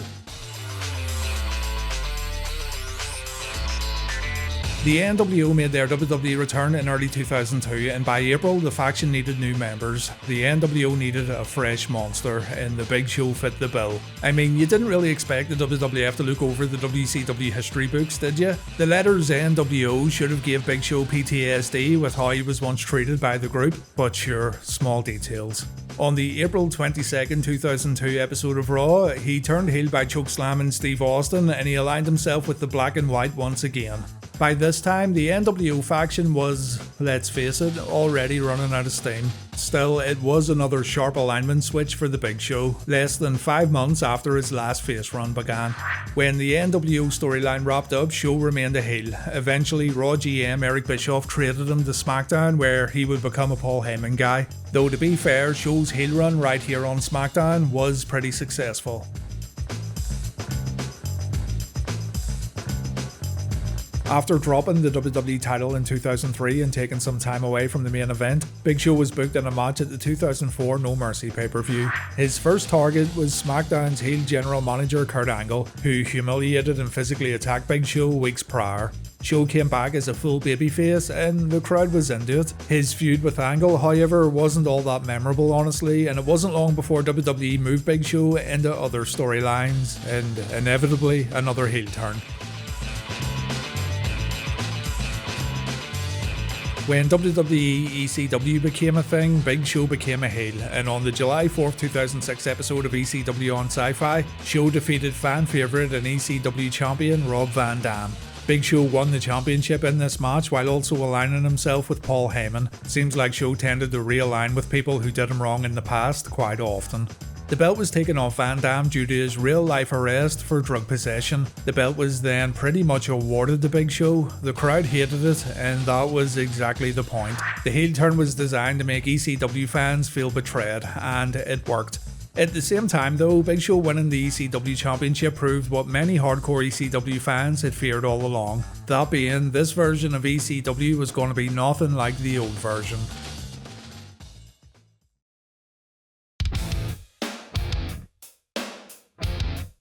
After taking time off from the WWE in 2007 to focus on his health, Big Show made his return at the 2008 No Way Out pay-per-view. The crowd popped huge for him, and his initial positioning was as a babyface. This lasted for about 2 minutes though, not even joking. Fans cheered when Show talked about his recent weight loss and his hopes of being WWE Champion once again, but he then noticed Rey Mysterio standing outside the ring. Mysterio just competed in a hard-fought match against Edge where the Rated R superstar targeted Rey's injured biceps. Rey was getting help to the back while Show cut his promo, and Show seemed pretty annoyed that his big return was being ruined by Rey hanging around the ring. Show grabbed Mysterio, he taunted Rey in front of Mysterio's good buddy Floyd Mayweather. Yeah, they were really good friends, guys. And Show invited Mayweather to get in the ring and save his best friend.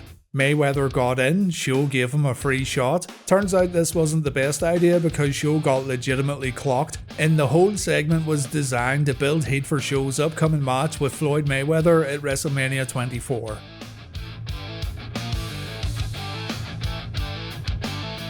WWE's plan was for Floyd Mayweather to be the babyface in his match against Big Show at WrestleMania. The problem? The live crowd didn't really want to cheer for Floyd.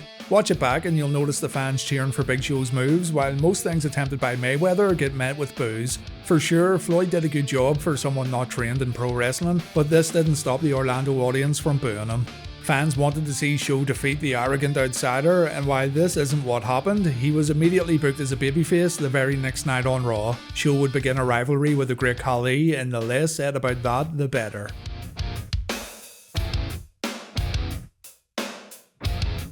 Show was moved to SmackDown yet again, and this time he portrayed a happy-go-lucky, big friendly giant. Vicky Guerrero left him out of the championship scramble at Unforgiven 2008, and it just so happened that The Undertaker also wanted to put Vicky Guerrero in a coffin, something that pleased the Big Show no end. Well, Undertaker comes down while Show and Vicky are in the ring, and Big Show turns heel by blindsiding the dead man. This kicked off a storyline featuring Vicky Guerrero favouring the Big Show, and it was later implied that the two were having an affair. It all really didn't do much for Show's long-term momentum, but it did position him as a top heel heading into 2009.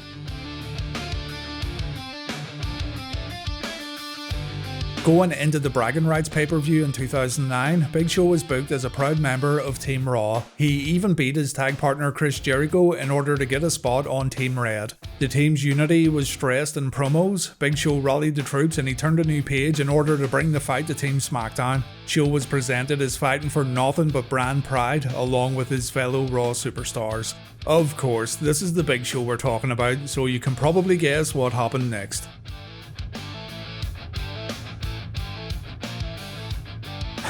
Just when Team Raw thought they could trust the world's largest athlete, he only goes and does them dirty. Why anyone would trust this guy, I have no idea, but during the Bragging Rights main event, Big Show betrayed his own team by attacking Kofi Kingston and Triple H, allowing Team SmackDown to pick up the win.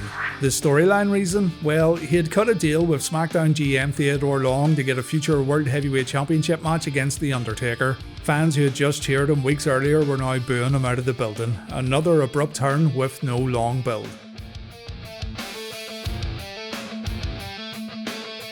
By early 2010, Big Show was teaming up with The Miz as Show Miz, a heel duo holding the unified WWE Tag Team Championships. At Extreme Rules 2010, they lost the belts to the Hart Dynasty. The very next night on Raw, Show snapped. He knocked Miz out with a punch, and he was once again traded to SmackDown. The attack was framed as Big Show standing up for himself after Miz blamed him for the loss, and just like that, he was a babyface again. This run would actually last a decent chunk of time, at least by Big Show standards.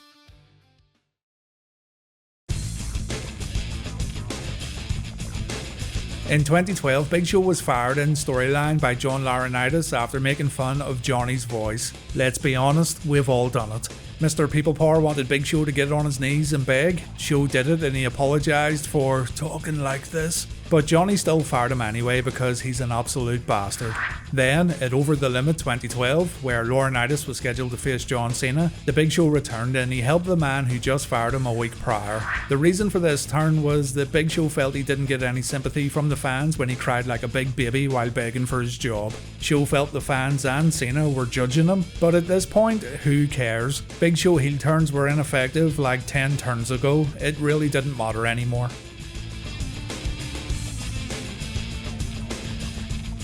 By early 2013, Big Show was again booked against top heels, teaming up with Sheamus and Randy Orton to take on The Shield. This put him back in the babyface category, although in true Big Show fashion, he was still portrayed as a bit grumpy and a bit unpredictable. The alignment was more situational than character driven, but WWE treated it as a face run, with Show standing on the same side as other fan favourites. Wish I could say more about this, but there's nothing else to it. He just woke up one day and he was a babyface.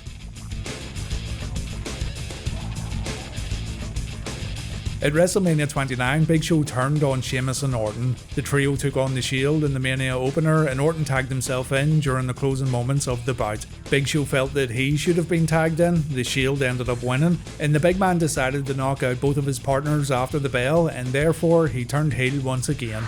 Randy and Sheamus would get their revenge 2 weeks later on Raw.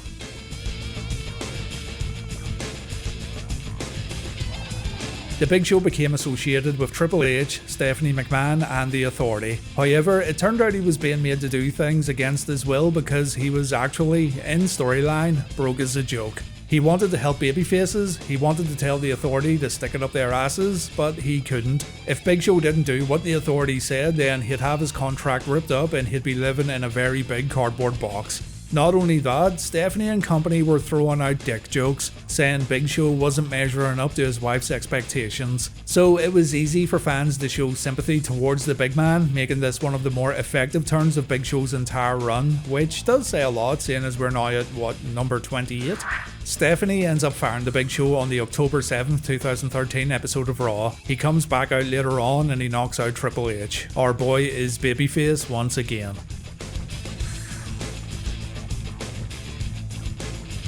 The 2014 Survivor Series was built around Team Cena versus Team Authority, with the stipulation being that if the Authority lost, they'd be out of power. Big Show was positioned as one of Cena's loyal teammates until the match itself. Midway through the elimination bout, Show shockingly knocked out Cena. He shook Triple H's hand and he walked out, effectively handing the Authority the advantage. It was a classic heel turn in the middle of a high stakes match, and I guess those dick jokes from last year didn't cut too deep. By late 2015, Big Show's heel run had cooled off, and WWE quickly shifted him back into babyface territory. This was made evident on the January 28th, 2016 episode of SmackDown when Big Show came out to help Chris Jericho, Dean Ambrose and Roman Reigns when these guys were all about to fall victim to a Wyatt family attack. While not a dramatic turn with a big angle, this was treated as a face alignment for the purpose of booking and crowd positioning.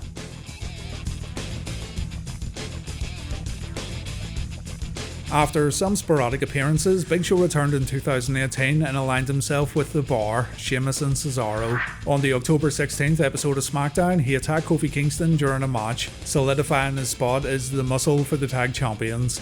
The heel turn was part of a short-lived run, but it was memorable for the sheer fact that it came after a long period of Big Show being absent from any major storyline.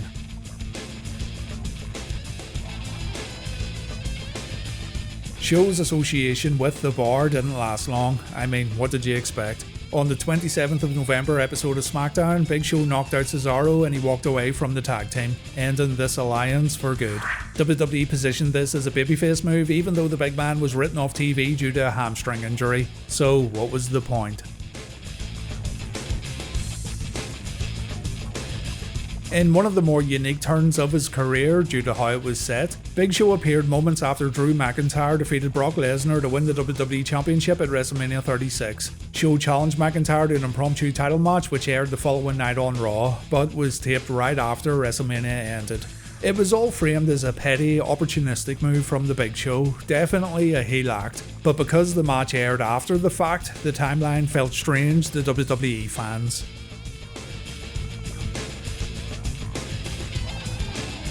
Just 2 months later, Big Show was back on the good side, helping the Street Profits and Viking Raiders fight off Akira Tozawa's crew of ninjas. It was one of the WWE's more bizarre comedy segments. This ended up being Big Show's final babyface turn before leaving WWE altogether in 2021, closing the book on a career defined just as much by his endless turns as his actual in-ring accomplishments.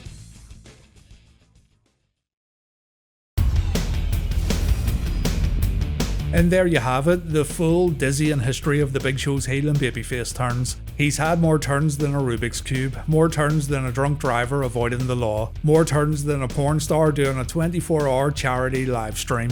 It's the kind of career where you could tune out for a month, come back and have no idea whether you were supposed to boo this guy or cheer him. Even Big Show himself admitted he sometimes didn't know until he got to the building. But you know, maybe that's the secret to his longevity. The man wasn't just the world's largest athlete, he was the world's most versatile too. Monster heel, smiling giant, comedy sidekick, hard muscle, ninja fighter. He did it all and he did it without question, even when the booking didn't make a whole lot of sense. So while the constant turns became a running joke, it's also a kinda weird testament to how much trust companies had in the Big Show. But yeah, in my book, all these turns still add up to a big old WWE atrocity. Thanks for watching folks, and please take care. I'ma tell you how the king like to ride, homeboy. I like my beat roll and my top lit back. You see me ride 24. When I shop, hey, holla if you like your Kenwood high and your top lit back. If your rims sit high and your windows pitch black, hey. Right, there seems to be a general consensus when people talk about the worst episode of WCW Monday Night Raw. Most people point to the show that didn't have any wrestling at all for the first hour, and even though I don't agree that it's a bad show, others believe, for some reason, that it doesn't get any worse than this for WCW's flagship television program. What about Monday Night Raw though? See, it gets a bit more tricky when it comes to Raw because there's so many episodes, and on top of that, there's been so many bad episodes. With WWE Raw, there's full-blown eras where the show was just boring, or long periods where there was really no reason to tune in. So it makes it really difficult to select just one show and hail it as the absolute worst of all time.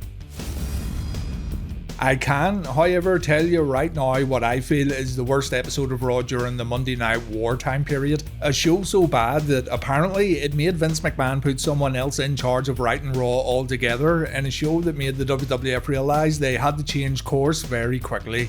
So today I'm taking a look at the April 14th, 1997 episode of Raw, a show that featured matches from both Johannesburg in South Africa and Muncie, Indiana in the United States.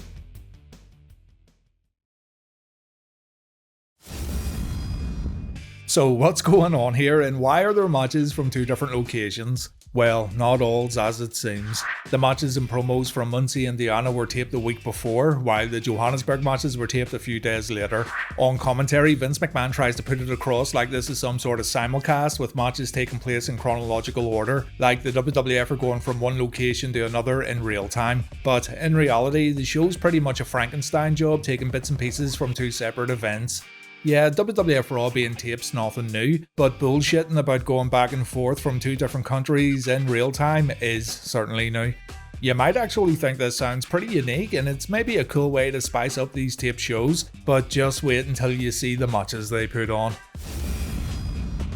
McMahon and Jim Cornette are providing commentary from the States. Cornette was named as the writer of this show, by the way. While over in Johannesburg, we've got Jim Ross and the Honky Tonk Man. Yeah, the Honky Tonk Man. I'll mention here too that there's a lot of commentary issues in this show, with the microphones cutting off from both the US portion and the South Africa portion. It's baffling that these weren't fixed because, you know, it is a tape show after all, but I won't make mention of this issue again. Just something to be aware of if you're watching either the network version or the live version of this particular Raw.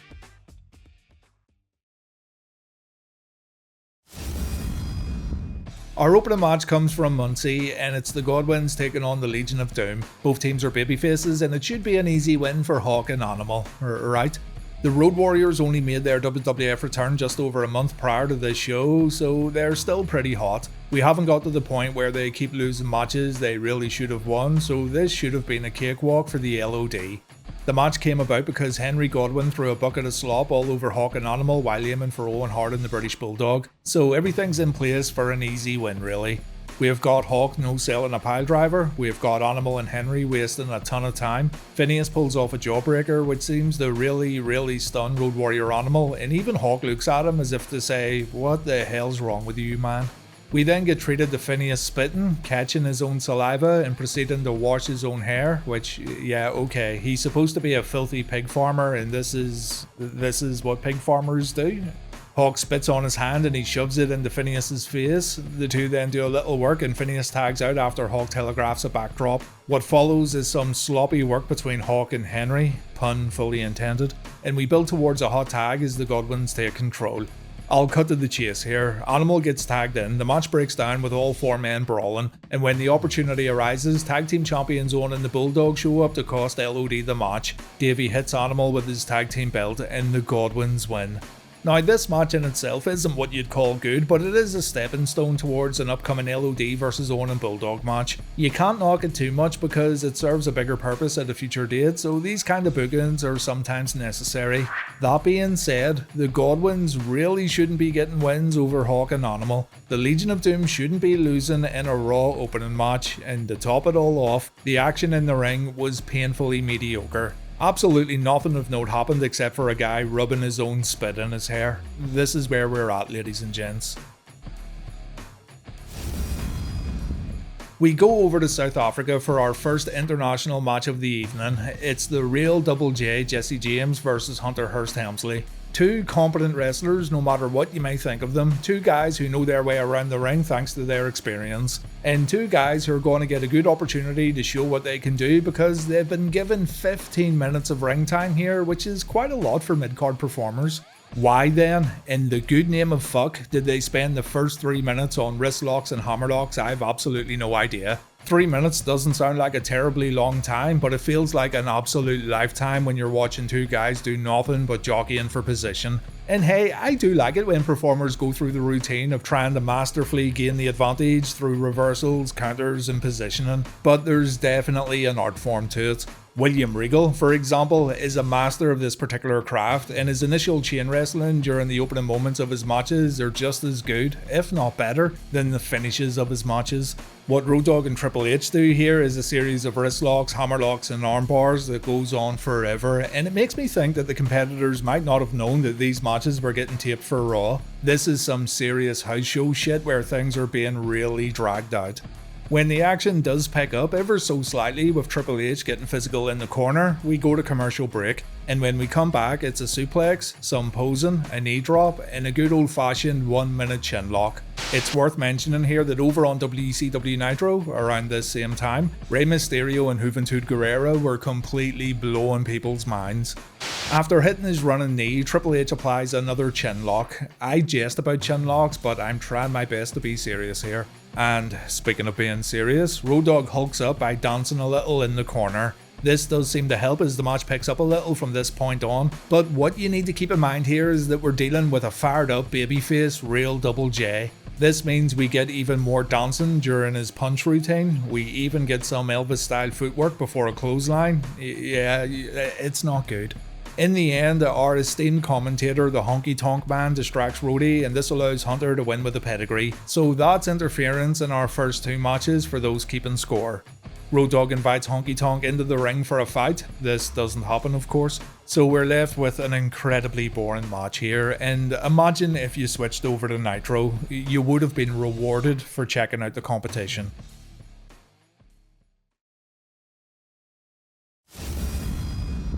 You think it can't get any worse? You're very wrong, ladies and gents, because next we've got another match from Johannesburg, and this one is mind-bendingly bad. The Nation of Domination Savio Vega versus Intercontinental Champion Rocky Maivia in a non-title match. The fact that it's a non-title match already lets us know that Savio's gonna win, but that's the least of our worries. Now, I fully expect 99% of my audience to understand the meaning of a rest hold, and for those who don't know what it is, well, it's self-explanatory. Lock in a hold and both competitors get a rest. Rest holds are a necessity. It lets the guys recharge so they can get up again and continue their match to the absolute best of their ability. Savio Vega versus Rocky Maivia in Johannesburg is the longest match on our show tonight. It's a whopping 17.5 minutes. So maybe the boys are going to need more than just one rest hold. That's absolutely fine and it's absolutely expected. But here's where it gets utterly ridiculous. The guys decided not to switch up their rest holds. Instead, we've got Savio Vega performing the same rest hold over and over again. It's one of the dumbest looking holds of all time. It's a nerve pinch, which is basically holding onto your opponent's shoulder like you're congratulating them for a job well done.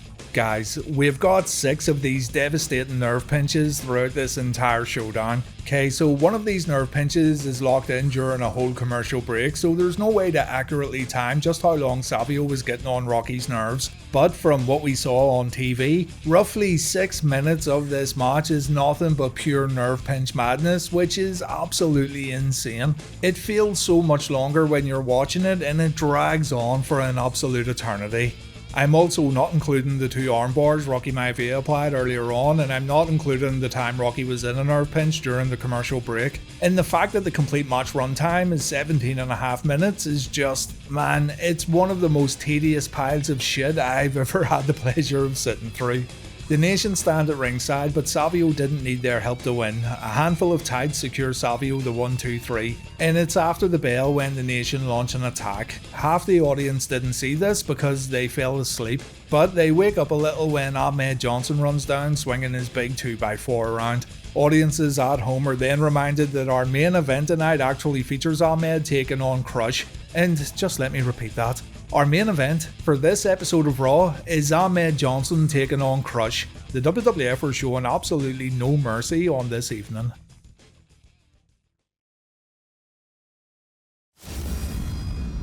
Every bad show has at least one redeeming quality, or at least you'd hope it would, and that redeeming quality happens next. We go back to the United States for a Steve Austin interview, but keep something in mind here. Austin, the WWF's brightest prospect since his match against Bret Hart at WrestleMania 13 a few weeks ago, is given 2.5 minutes to speak here. Savio Vega got over double that time to put Rocky Maivia in a series of nerve pinches.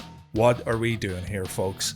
Still, it is an interesting time for Stone Cold, and I do enjoy watching his interviews from this era. It's like he still had something to prove, even though he fully understood that good things were on the horizon. Austin gets informed here that he's getting another match against Bret Hart at the upcoming In Your House Revenge of the Taker show. Austin says he can't be held down anymore, and he calls himself the baddest SOB the WWF has to offer.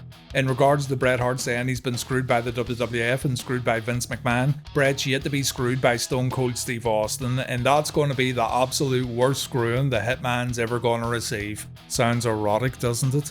And Austin wraps it up by saying win, lose or draw, he's gonna beat Bret up at In Your House. Bret can say he's the best there is, the best there was, and the best there ever will be, but Bret's time has come and gone. We will hear from Bret a bit later on, but I've a real bone to pick with that little promo too. We'll get to that in just a moment. First, we're going back to South Africa for the Sultan versus Goldust. We get the entrances, we then go to commercial break, and when we come back, the match is already underway. This isn't a bad thing, honestly. There's no commentary throughout this entire bout, so viewers are left to come up with their own backstory. We get your typical time-wasting tactics here, including the Sultan threatening to walk out of the match, some light brawling around the ringside area, and a good old chinlock around the 2-minute mark. The Sultan did pull off a nice piledriver, so that's a positive, I guess, but the match abruptly ends after Goldust performs a bulldog. Triple H and Chyna hit the ring to launch an attack, so 3 out of our 4 matches have had interference that's affected the outcome of those matches in one way or another. Triple H and Chyna join forces with the Sultan to give Goldust a beatdown, and we see one of the worst spike piledrivers in pro wrestling history.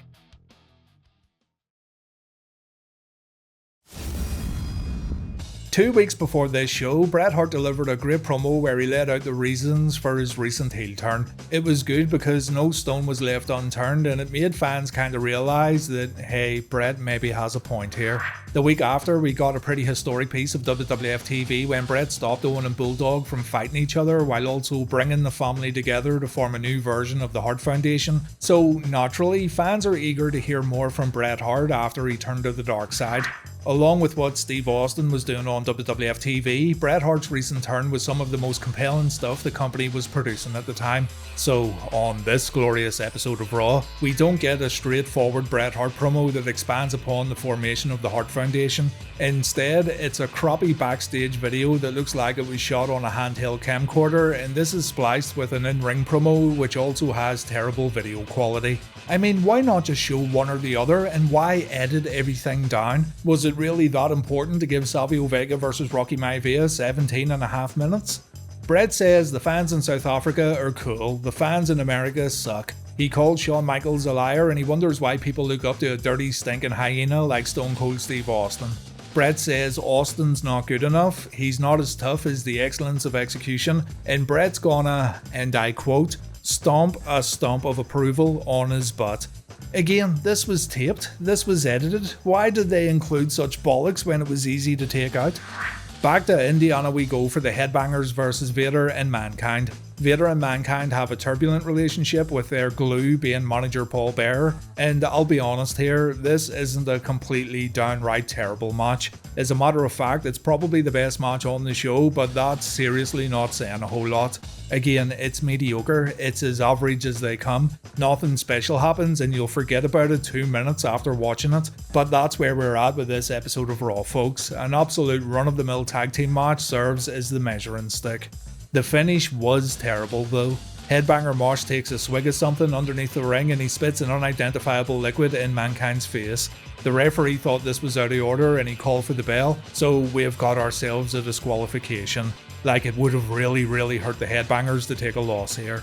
Seeing as Mankind's been blinded, he ends up putting Vader in the mandible claw. This is, by far, way more interesting than the match itself. Paul Bearer has to pull Mankind away and Foley gets scolded before we go back to Johannesburg, and the international fans get treated to The Undertaker, the Undertaker's voice playing in the stadium and not the actual Undertaker showing up.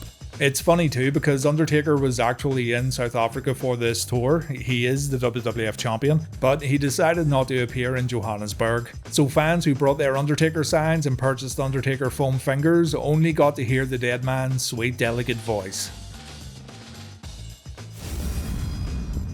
Before the main event, the Commandant cut a promo. He said the greatest warrior nation ever to come out of Africa were going to take over the WWF very soon. And yeah, this isn't exactly what happened, was it? The Truth Commission was another lower mid-card faction that the WWF really didn't need. The company would soon end up seriously bloated with mid-card factions. The Commandant lays out the Truth Commission goal, and that is to show liberals both in Africa and in the United States the error in their ways. And if the Commission have to beat the truth into people, then they'll be happy to do so. Yeah mate, okay. Main event time, and God bless anyone who sat through this entire show. You're nothing short of amazing, and I love you very much. Ahmed Johnson versus Crush, and Ahmed grabs a large post-it note from the audience that says Ahmed Johnson should be the IC champion. Poor blue chipper Rocky Maivia must have felt awful reading this, but he's probably still dealing with extreme nerve damage. Crush comes out with his Nation of Domination teammates. JR says Ahmed's in a very bad situation right here, and so's everyone watching Raw right now. We begin with Crush trying to knock Big Ahmed down, but he's unable to do so, but both go down when they collide into each other. More time wasting follows when Farouk bestows some words of wisdom on Crush. Ahmed goes out, which forces Crush to get back in. Ahmed gets back in the ring by flipping over Crush in what JR calls a very athletic move. And Crush acts like his opponent just disappeared. He just vanished after jumping over his back. It's fucking amazing. Ahmed then performs a pump kick, or at least he tried his best, and this results in more stalling on the outside, more time wasting, and just for the record, if you switched over to Nitro right now, you'd get to see Lex Luger versus Kevin Nash. I know it's not Ricky Steamboat versus Ric Flair, but it might as well have been compared to Ahmed Johnson versus Crush.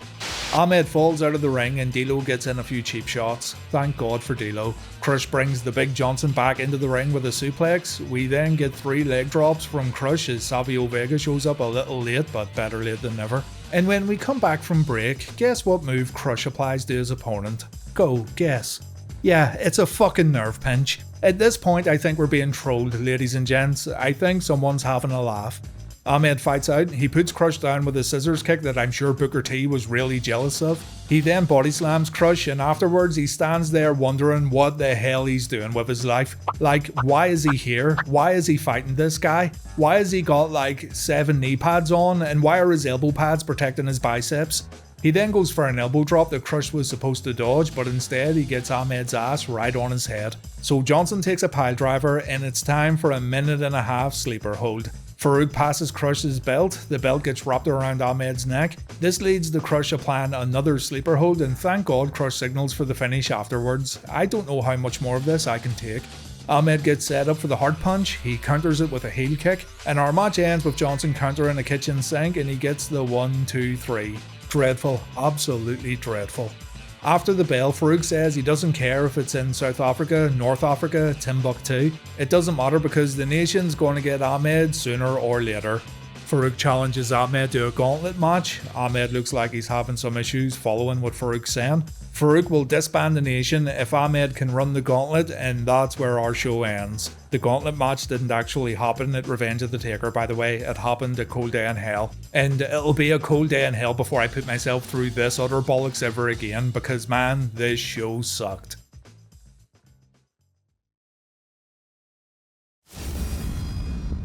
Vince Russo, who was at the time serving as the editor for WWF magazines, said that this was the very show that made the WWF totally switch direction when it came to Monday Night Raw. Here's what Russo said in his book, Forgiven. Someone, I'm not sure who, came up with the great idea of simulcasting Monday Night Raw from overseas and playing it in conjunction with a Monday Night Raw shot in the States. In other words, some kind of trans-global cluster, which it was, mostly due to the bad writing of not just one show, but 2. I'll never forget it. There were 2 different broadcast teams and we would go back and forth, country to country, bringing you non-stop action from around the globe. What a mess. The worst show I'd ever seen in my life. Man, to put it as nicely as I can, the show was horrible. I went to bed sick to my stomach. Remember, I had to go back to work for these guys in the morning. The minute I walked into my office, the phone rang. It was Beth Zaza, Vince McMahon's assistant. Vince wants to see you in his office immediately. I hung up the phone thinking, what did I do now? A meeting with the boss first thing in the morning? This must be bad. Immediately, I took the elevator up to the 4th floor and went to Vince's office. Upon entering, Beth said to me, "They're in there," and pointed to Vince's conference room. They? I thought. What, does he have human resources in there waiting for me? He can't fire me man to man? So I walk into the conference room. To my surprise, there were no representatives from Human Resources to be found, but rather all of Vince's minions sitting around a long table. There was Ross, Pritchard, Cornette, Shane, Kevin Dunn, maybe even a few others, but I don't recall. At the head of the table, there's Vince. He's standing, he looks mad, and he's got the Raw magazine in his hands. The same magazine that housed the Bret Hart shoot interview that triggered the boss to clear his desk of all knickknacks only months earlier. The thought going through my head, I'm done. He's mad about last night's mess and he's going to make an example out of me. I didn't write the show, Pritchard and Cornette did. It's their heads you want, not mine. Vince slams the magazine down on the table. This is what Raw needs to be like, Vince screamed. Come again? Last night's show was a joke. Raw needs to be like this magazine. I wanted to laugh and cry at the same time. First, the laughter part. So much for politics. With one statement, I rose above all the creative brass sitting in that room. With one statement, Vince finally decided the days of mediocrity were over and it was time to shake things up. With one statement, Vince said, "You're out, he's in." The crying part, this was a dream. Never had I expected things to wash out like this, in such a public display. Vince couldn't have stuck it to them any better. I had won. I had freaking won. All I wanted was a chance, and here it was. Man, I looked in the eyes of Pritchard, Ross and Cornette that day, and never had I saw such hatred. Boasting and bragging aside, what Vince Russo said here was true. This story has been told by others in the room that day, and Vince indeed blew a gasket over this particular episode of Raw. It really is an embarrassment of a show, especially when you remember that WCW Nitro was only a click away. Things would improve for the WWF as the year went on. You can like Vince Russo or hate him. You can use the old Vince McMahon was Russo's filter argument. But the WWF did improve during 1997, and this dreadful show in April was the catalyst for that change. That's how downright putrid it was. But I want to hear your thoughts on this subject, and I want you to let me know what you think is the worst episode of Raw ever produced by the WWE. As mentioned, there doesn't seem to be a consensus on this, and it's not like we all need to agree on the subject, but I'd like to know what you personally think, and it is a subject I can come back to one day. For me, this one sticks out because of reliving the war. It's a real mess of a show, and it really paints the WWF in a bad light. It's no wonder people were switching over to WCW during this time period, and if for some reason you decide to go off and watch this show that I've covered today, then consider this your fair warning. Thank you very much for watching another episode of Atrocity. I hope you enjoyed it because I sure as hell didn't. Have a great day, folks, and please take care. I'm gonna tell you how the king like to ride, homeboy. I like my beat solo and my top lip back. You see me ride 24 when I shop. Hey, holla if you like your Kenwood high and your top lip back. If your rims sit high and your windows pitch black. Hey.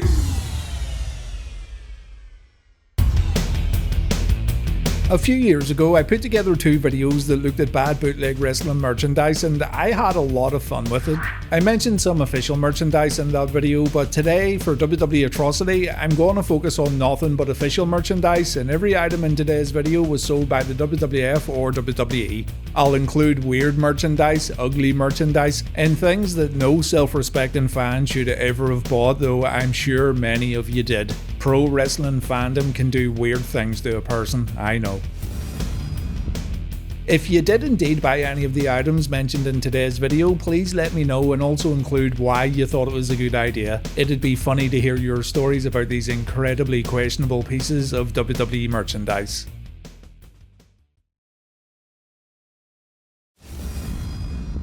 I'm going to start with t-shirts because t-shirts are easily the most sold pieces of merchandise that WWE moves every single week.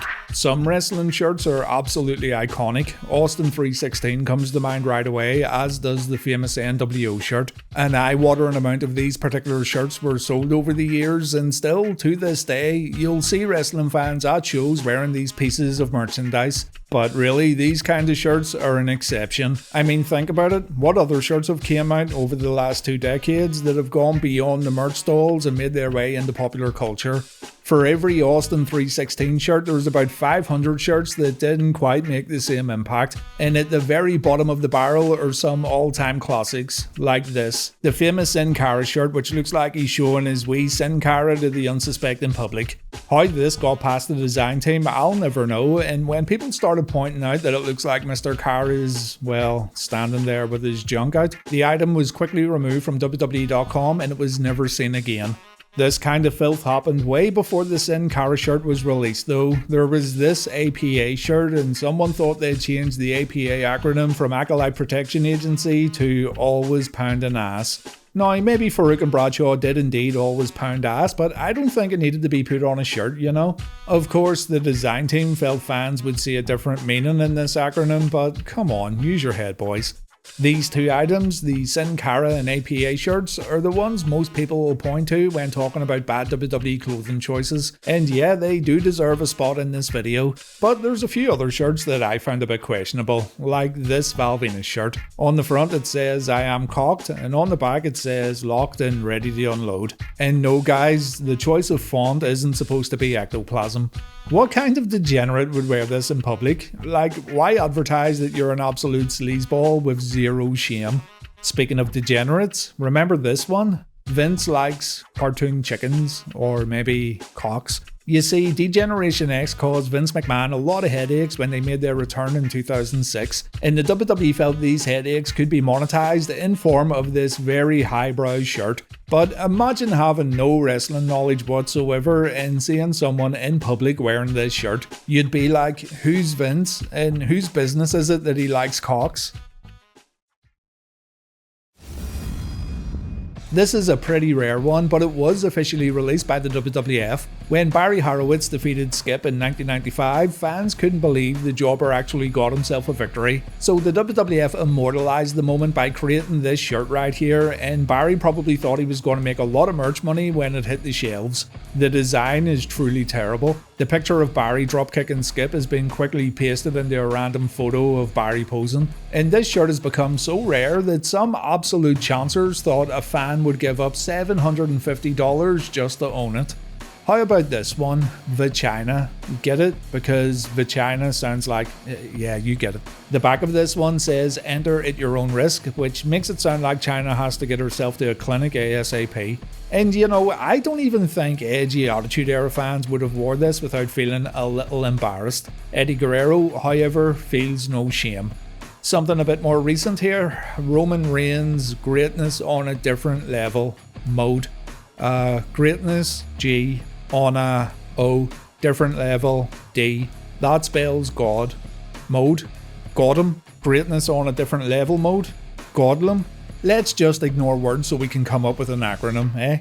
Roman's cousin Rikishi had a questionable shirt too. The front says back that ass up, which, okay, it's dumb but nothing bad. But then you turn it around and you've got Rikishi's ass cheeks right there on your shirt. Now to make this work, you're going to need a much larger size so the ass lines up with your ass, you know. If you get the regular size, Rikishi's cheeks will be sitting right there on your lower back. And yeah, I'm overthinking this.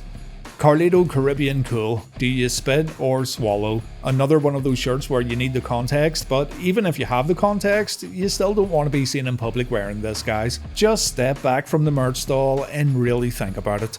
Jack Swagger brought out this shirt right here, We the People. It's supposed to be a hand over the heart, but it looks more like Andre the Giant. An angry red Andre the Giant is reaching over and copping a feel.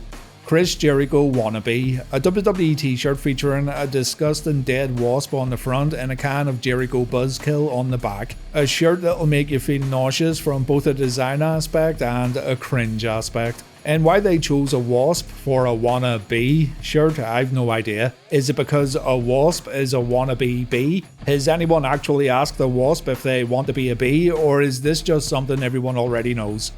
Stacy Keibler wanted to market her on-screen boyfriend Test a little better, so she started calling Test fans the Testicles, and they brought out a shirt that said, I love my testicles. Har har, very funny. But two other people who were obsessed with nuts were The Miz and Maurice. These two joked about The Miz having big old swingers, and so Miz brought out a shirt that said, hello, my balls are massive. Someone out there wore this shirt in public and not at a wrestling show.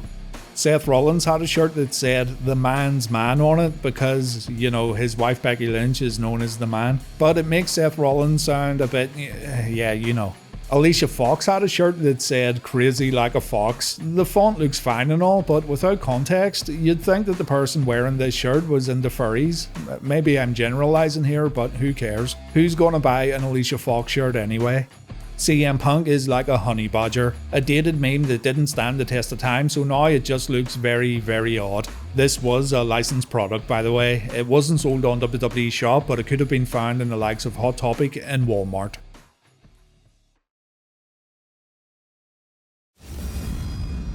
Okay, there's loads more shirts I could look at, but let's move on to other items. There's so much stuff to explore, but I really could have made an entire video about bad WWE shirt designs.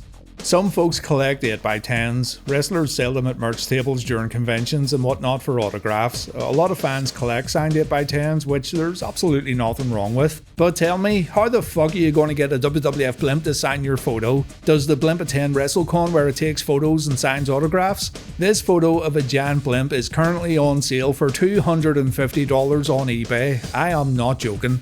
Do you ever order a Domino's pizza and think to yourself, man, I really wish I could eat The Undertaker and John Cena along with this delicious pepperoni pizza? Well, the WWE had you covered. They sold edible pizza prints so you could devour your favourite WWE superstars. The mind boggles. Here's a classic, the WWF Attitude Cologne. WCW brought out their own aftershave too, named Nitro, but the WWF named theirs Attitude, and I can only guess what WWF Attitude is supposed to smell like. Sweaty men? Rikishi's butt crack? I don't know. But if you were told to bottle up the fragrance of the Attitude Era, I don't imagine it would smell very nice.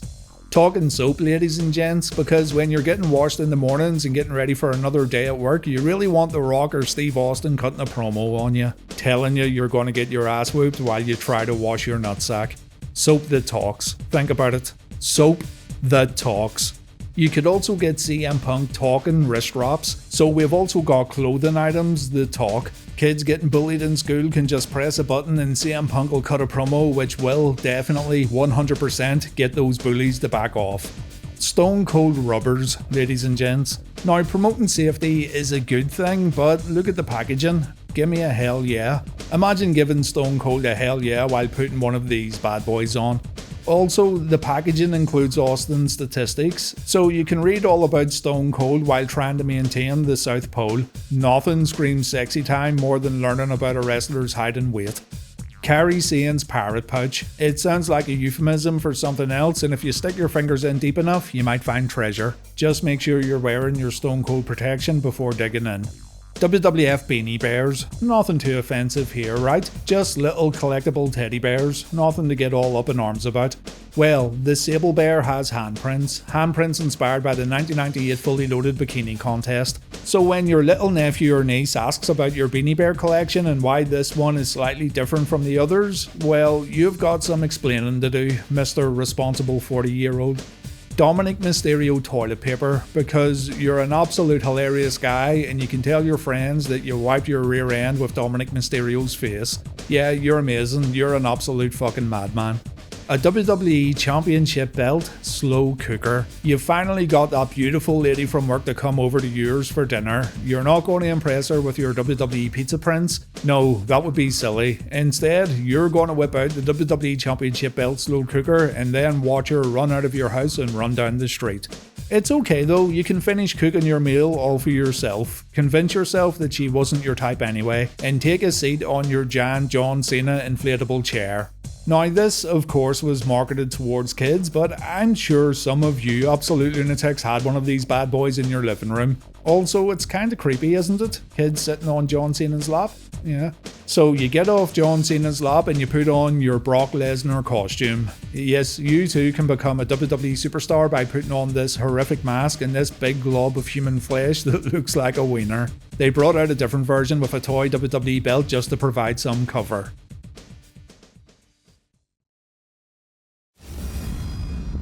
I have a few Bray Wyatt items I want to show you. First, here's a Fiend holiday plush. We're replacing Elf on a Shelf with Fiend on a shelf. Yeah, your kids will be so excited when this creepy doll shows up in their bedroom completely unannounced.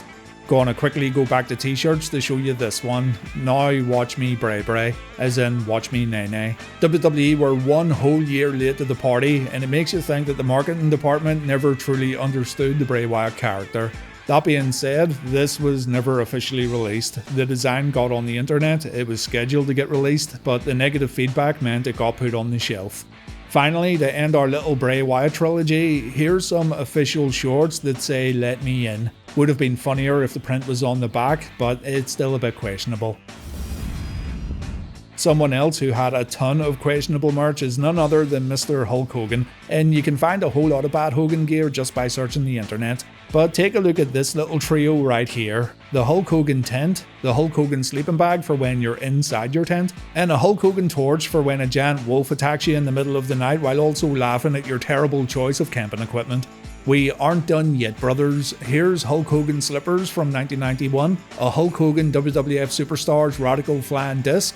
Yeah, it's radical alright. The Hulk Hogan safety target set in case you want to lob your balls right in Hulk Hogan's head for a grand total of 10 points. And yep, we've got the Hulk Hogan talking electric toothbrush. Someone out there is still washing themselves with The Rock talking soap. They've got Hulk Hogan literally talking in their mouth as they brush their teeth, and they're spraying WWF attitude all over their face before heading out for a hard day's work at the office. Moving on, I found this on the WrestleCrop.com website, a copy of WWF World Tour 92 that came with a free Coliseum home video fly swatter. Now it does make you wonder what kind of fans Coliseum Video thought they were catering to. Yeah, those pesky wrestling fans sit in a mountain of shit and dirt while watching our videos. Give them a fly swatter, we'll be selling videos by the bucket load. If watching videos isn't your thing, you could always opt for wrestling video games, and I'm not talking about WWE 2K or No Mercy on the N64. No, we're talking about those LCD handheld shits that I'm so happy I never collected because there's just so many of them.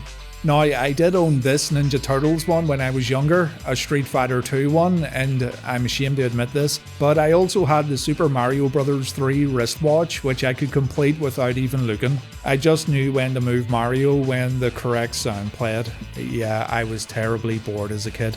But the WWF, oh, they released all sorts of LCD games and they all look absolutely terrible. There's a WWF Royal Rumble one that has a terrifying picture of Hulk Hogan slapped on the top. There's another Royal Rumble from Tiger Games that looks similar to the old Street Fighter one that I had. WrestleMania Challenge was released in 1989 and it has a unique 3-screen thing going on, but I guarantee you it's still awful. And look at this, WWF in the ring. These came with little action figures and I guess you could use those figures to move your character around. The concept sounds cool and it looks pretty good too, I do admit, but I guarantee you the game sucked.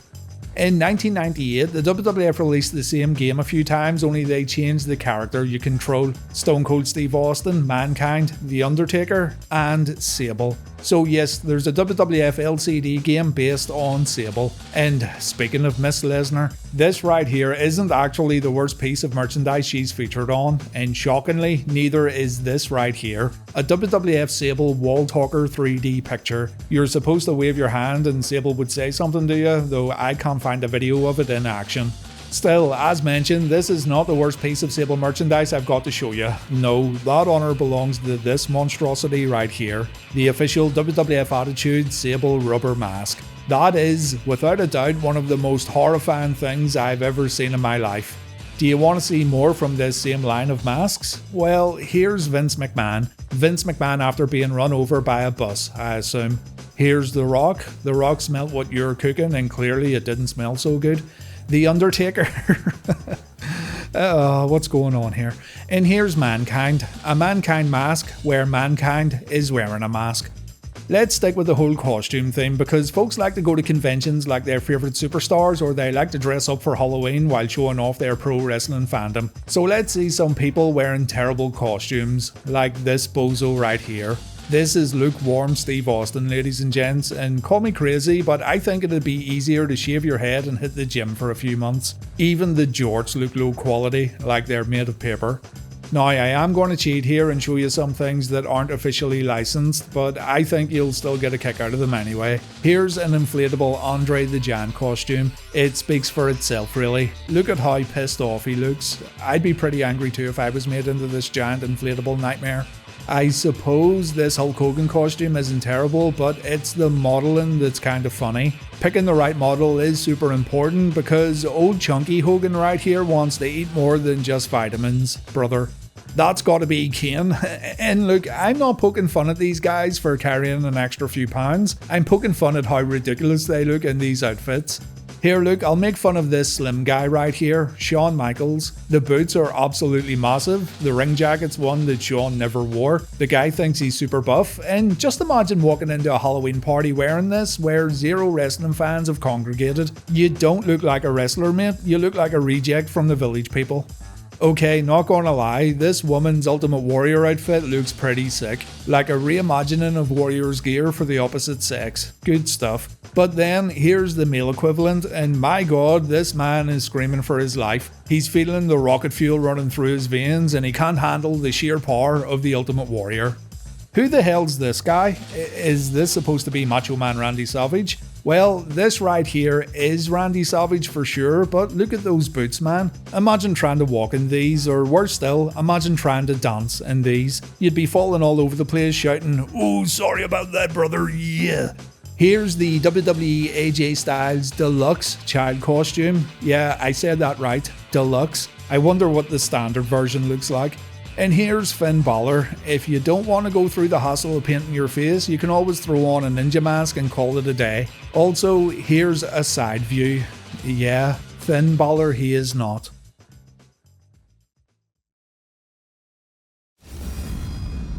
The WWF released some amazing albums over the years, but dig deep and you'll find some audio releases that will leave you questioning your very existence. The WWF Diesel audio biography cassette. Slap this son of a gun into your 1995 Walkman and you'll be treated to a kayfabe telling of Diesel's whole life up until that point, crammed into 15 minutes. It features some kids, played by actors of course, interviewing Diesel backstage at a WWF show. It's Diesel. It's you. I mean him. No, it's you. Diesel, Big Daddy Cool. I understand you're here to interview me. Mr. Diesel. I mean Champ. I have a special assignment for my school newspaper. The entire school system wants to know more about you, and we got the assignment to interview you. Let's start by me asking a question. What are your names? I'm Troy, and that's Jack. Glad to meet you guys. If that's not bad enough, you're going to cringe when the kids start rapping to Big Daddy Cool. I like rap also. Hey, so do we. Yeah, wanna hear us? Sure. 2, 3, go. Let me tell you about Diesel. He is the man, meanest, leanest across the land. When it comes to being bad, he is the best. In the WWF, he's passed the test. So if you wanna know who's got it going on, then Diesel keeps rolling right along. Whether in New York, Chicago, DC, you can see Big Daddy Cool, count him out. 1, 2, 3. And the tape ends with an original track that Diesel, unfortunately, didn't use as his new entrance music.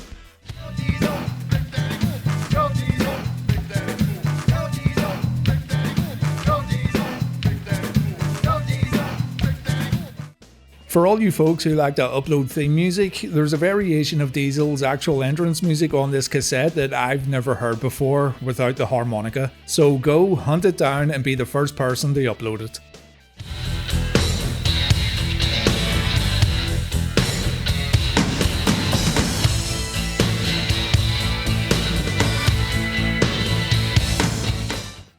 There's also a Shawn Michaels audio cassette, released after Mania 11 when he was about to turn babyface. It includes a news report after Shawn got powerbombed by Psycho Sid, and I hate to use the word cringe again, but my god. Shawn Michaels, the Heartbreak Kid, was seriously injured today in the ring when his bodyguard, Psycho Sid, viciously attacked him after it was announced that Shawn Michaels will no longer use a bodyguard. The kid was removed from the ring and is currently en route by ambulance to the hospital. We'll bring you more information as soon as it is available. Please stand clear. Make a path. We must get Shawn to the hospital. On the count of 3. And the two school kids who interviewed Diesel also show up to hospital to ask Shawn about his injuries. You're the two dudes who interviewed Diesel, aren't you? Yeah, that's us. He told me about you too. Okay, dudes. What do you want to know? Why did Psycho Sid do it? 'Cause the guy's mental. And yes, there's another rap on this cassette tape. You know I'm bad. You know I'm good. My name is Shawn Michaels, coming to your neighborhood. So tell all the ladies all around the way that the Heartbreak Kid is here to stay. If this cassette has one saving grace, it does have Shawn's entrance music included in its entirety, but my god, is the whole thing a rough listen. To end this episode of Atrocity, I'm going to quickfire a lot of items in hopes of melting your brain in record time. Here's a Razor Ramon beach towel, here's a Shawn Michaels beach towel, and my god, here's a Bret Hart beach towel. The WWF Championship belt waffle maker, John Cena with his wiener replaced by a whale, Vader looking like someone slipped him a finger, and Hulk Hogan looking like he just saw a kid getting smacked in the face with a basketball. This WWF Wrestling arcade game lets you shoot your favourite superstars. This snack tray lets you eat from Hogan and Warrior's faces, though bonus points for including Kerry Von Erich. A WWE Divas trash can probably sends the wrong message, but what makes the message clear as can be is wearing an officially licensed shirt that says, "Show me your puppies." Buy yourself some new needles because you're going to be playing Hillbilly Jim's Don't Go Messing with a Country Boy over and over again on vinyl. Try not to eat the crayons as you get through Hulk Hogan's colouring book. Heard your mum likes a big snake in bed, so surprise her by planting this rubber Damien under the duvet before she goes to sleep. And pool hustling became easy when you bring the officially licensed WWF pool cue. Everyone will think you're a proper knobhead, but you're only there to steal their money. I'm out everyone, thanks for watching and please take care. I'ma tell you how the king like to ride, homeboy. I like my beat, and my top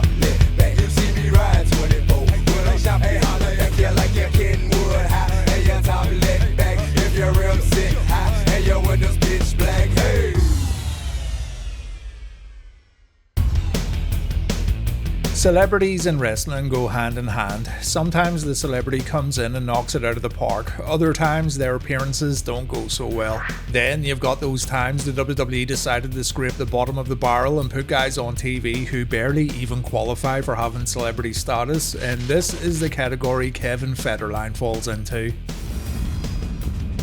Now you might be wondering who Kevin Federline, or K-Fed as his mates call him, even is, and why this dude was used on WWE TV, but all will be explained in this week's episode of WWE Atrocity. Was Federline the worst celebrity to ever quote-unquote compete in a WWE ring? Yes, quite possibly.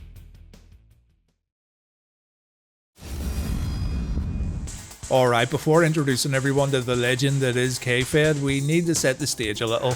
The year is 2006, a year of highs and lows for the WWE. Edge became a main event player in 2006 and one of the company's most disliked bad guys. D-Generation X reunited, with many thinking the magic just wasn't there anymore. The King Booker gimmick both surprised and entertained fans with how devoted Booker T was to the character. And a full-blown ECW revival took place, with a new weekly show debuting in the summer.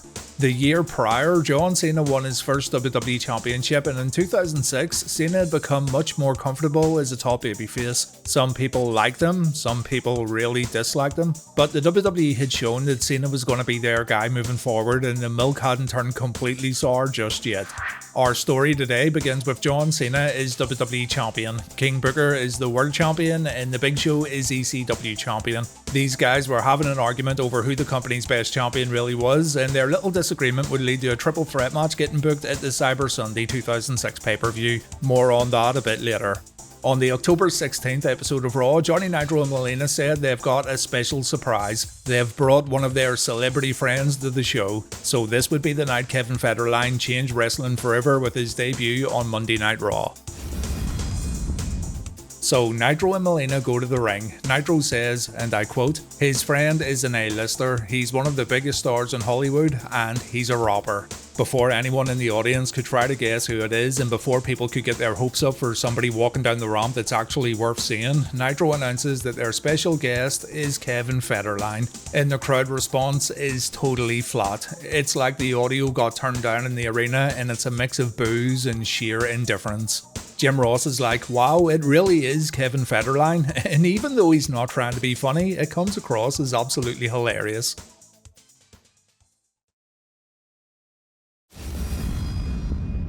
Now, before we continue on, we need to learn more about this guy, and seeing as absolutely no one on planet Earth has went through the trouble of documenting the life and times of K-Fed in great detail, we're gonna go straight to Wikipedia.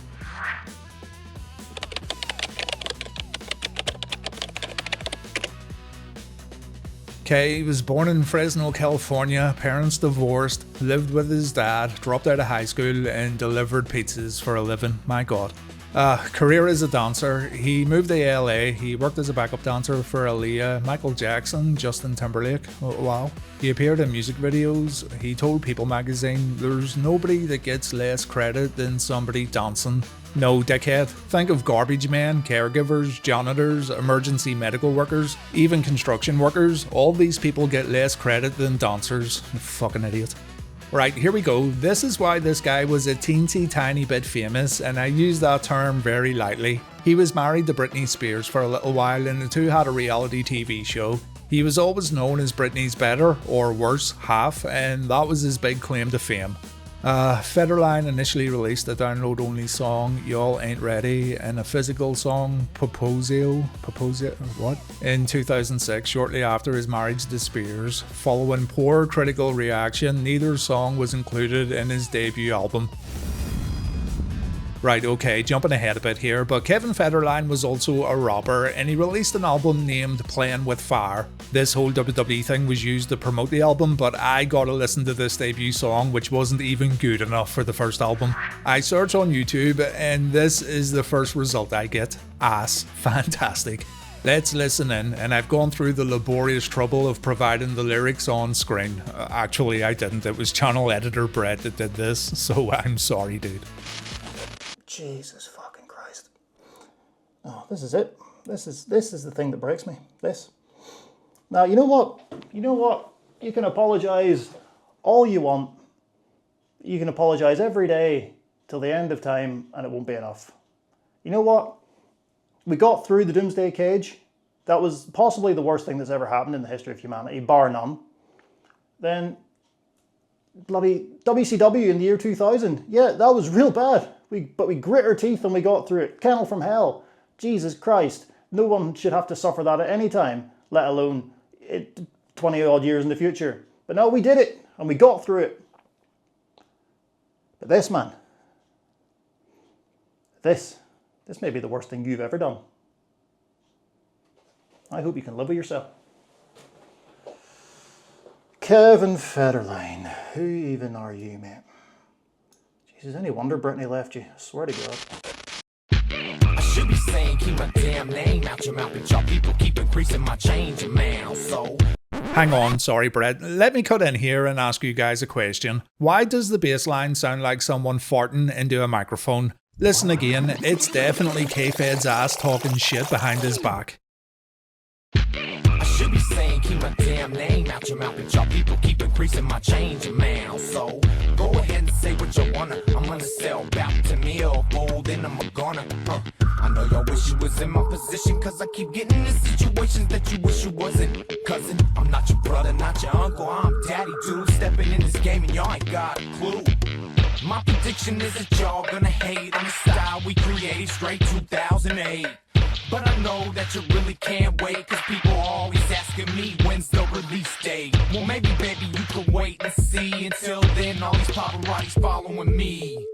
Getting anxious, go take a peek. I'm starring in your magazine now every day of the week. Back then they call me K-Fed, but you can call me Daddy instead. Back then they call me K-Fed. Now, I'm no hip-hop critic at all, but you don't need to be Tupac's secret love child to work out how crap this really is. The lyrics are... man, he talks a real tough game for someone who's totally unknown. And how did he manage to confuse the paparazzi with opera legend Pavarotti? Listen again. But I know that you really can't wait, cause people are always asking me when's the release date. Well maybe baby you can wait and see. Until then all these paparazzi's following me. I don't want to delve too much into the magical world of Kevin Federline lyrics, but there's web pages dedicated to dissecting every piece of nonsense this man ever wrote. His debut album's widely considered not only one of the worst rap albums of all time, but one of the worst albums of all time, period. Some hero named Moonmaster wrote the following review of Playing With Fire on internet message boards back in 2005. As one would expect, the lyrics are truly where the hilarity lies. K-Fed is mainly concerned with a few key things: how much money he apparently has, how much he likes to party, how much cooler and tougher he is than you, how he hates everyone and everything for vague reasons, and how he smokes massive, incredible, mind-blowing amounts of weed. He revisits all these themes constantly, on nearly every track, to the point where few of them are even thematically different at all. Really, you could think of this as a concept album. K-Fed probably conceived this as being the dark side of the moon of this generation, probably whilst forcibly inserting a bong into his anus because he already has 17 spliffs in his mouth. He was relentlessly mocked in the media. The album and preceding tour was a commercial disaster, with reportedly 300 people showing up to his gig in New York's Webster Hall, a venue that holds 1,500, and even then, about 200 people reportedly walked out. 4 of the 8 scheduled tour performances in Cleveland, Atlantic City, Anaheim and San Diego were ultimately cancelled. So old K-Fed had absolutely nothing going for him at all. He fell into the stereotypical bad white rapper category whose only claim to fame was marrying a famous pop star. This is the level of celebrity we're dealing with today, folks. I don't know if the WWE thought he was going to be a bigger deal. I don't know if money was tight. But what's even more baffling is how the WWE decided to use this guy and how prominent of a role he was given. I'm sure he's matured now. I'm sure he looks back at this time and he has a lot of regrets. He's maybe a solid dude nowadays, I don't know, but he kinda brought it all on himself, to be fair.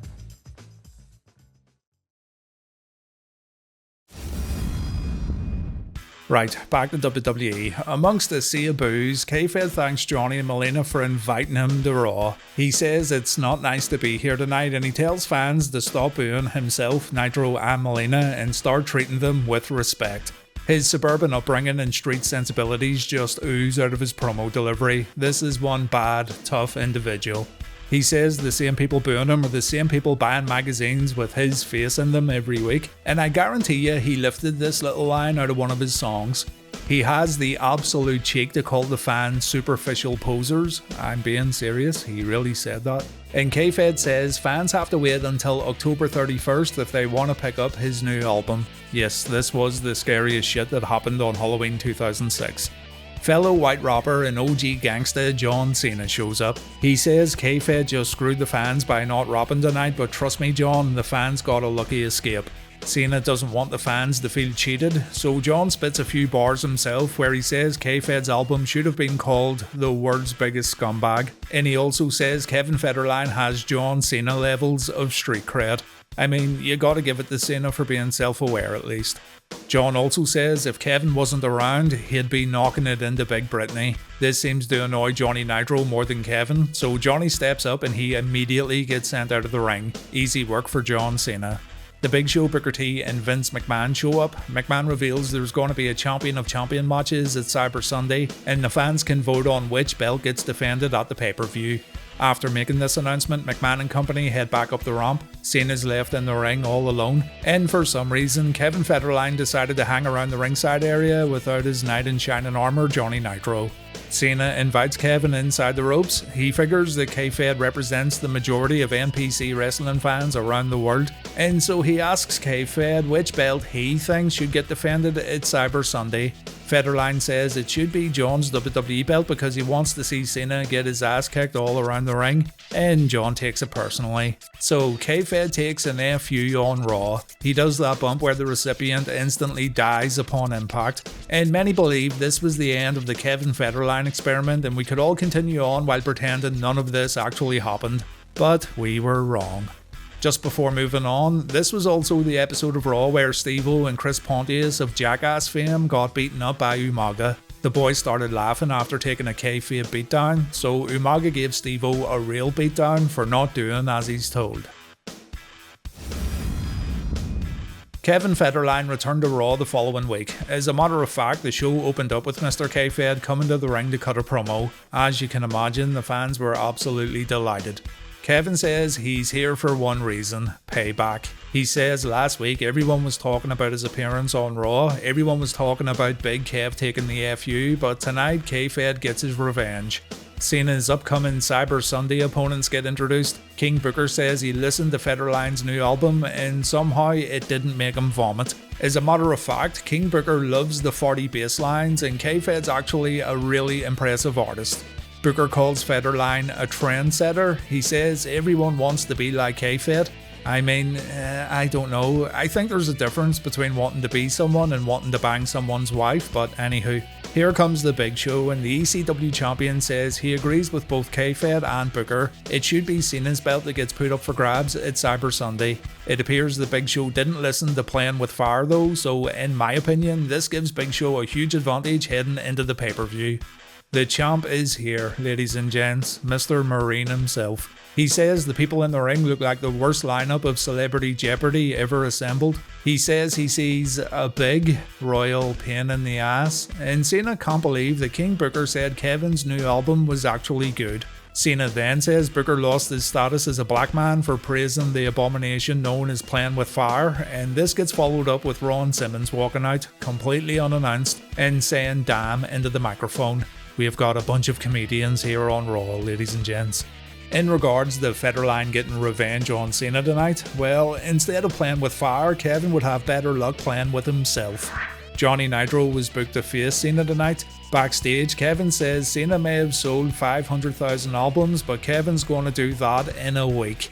And for those wondering, Cena's album actually sold around 385,000 copies as of 2014, while K-Fed's album sold around 16,000 copies. How many of those sales were in week 1? 6,000. This all means more people are going to hear my stupid voice in this video in comparison to K-Fed's album. Federline wants to get revenge in our next matchup. Johnny Nitro says, and I quote, "Damn straight, yo, payback is a mother." And so Federline and Melina brought Johnny down to the ring for his match against John Cena. When the action went to the outside, Kayfabe got the chance to slap Cena across the face. Before Cena could retaliate, he got cut off by Nitro. But in the end, Cena still defeated his opponent in the ring, and he now had a chance to go after Federline. Kevin was stalked around the ring and up the ramp. He couldn't stop smiling throughout this whole thing, by the way, when he should have, looked a bit scared. He was probably laughing though because Cena got jumped by King Booker in the Big Show. So Kevin Federline got the last laugh and he went home to be with his perfectly sane wife. Only he didn't. He'd show up at the pay-per-view where he tried to cause problems for John Cena once again.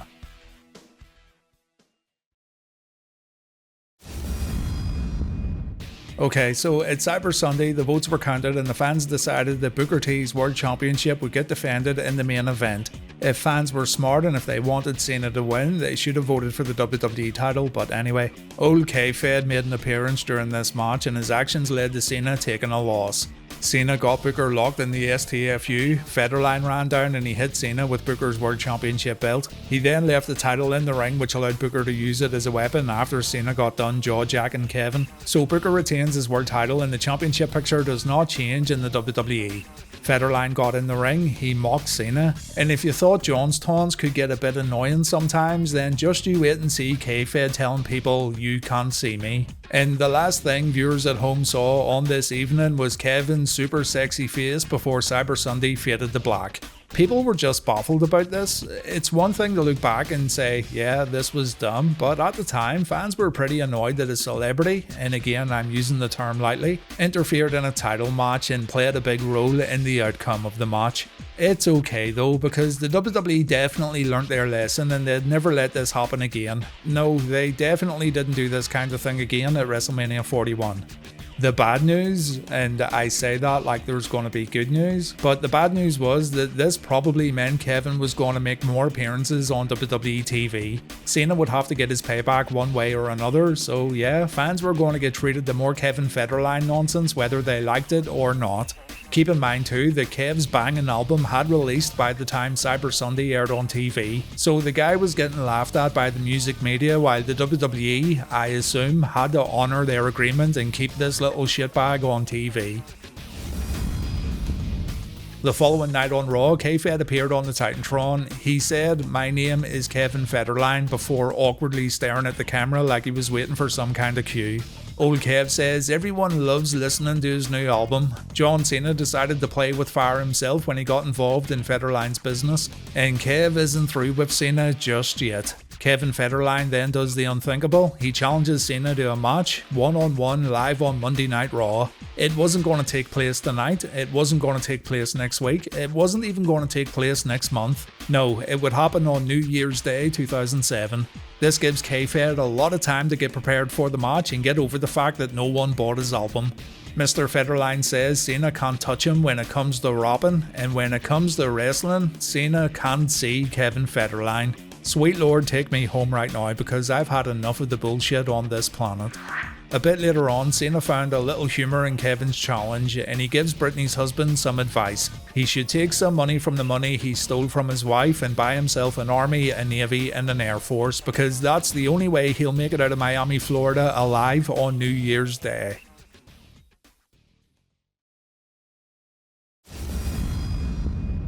We fast forward to New Year's Day 2007, and well, Kevin my Federline and Hit Me Baby One More Time, our boy actually showed up and he's gonna fight. Kayfabe's in the Raw opening match, and look, let's give the boy a chance. We can overlook his shortcomings if he actually spent time training and he properly prepared for this match. He might surprise us, it might be another Bad Bunny situation, and he could actually be pretty good in the ring. Terrible rapper, awesome wrestler. His entrance isn't very endearing, as a matter of fact it's rather annoying.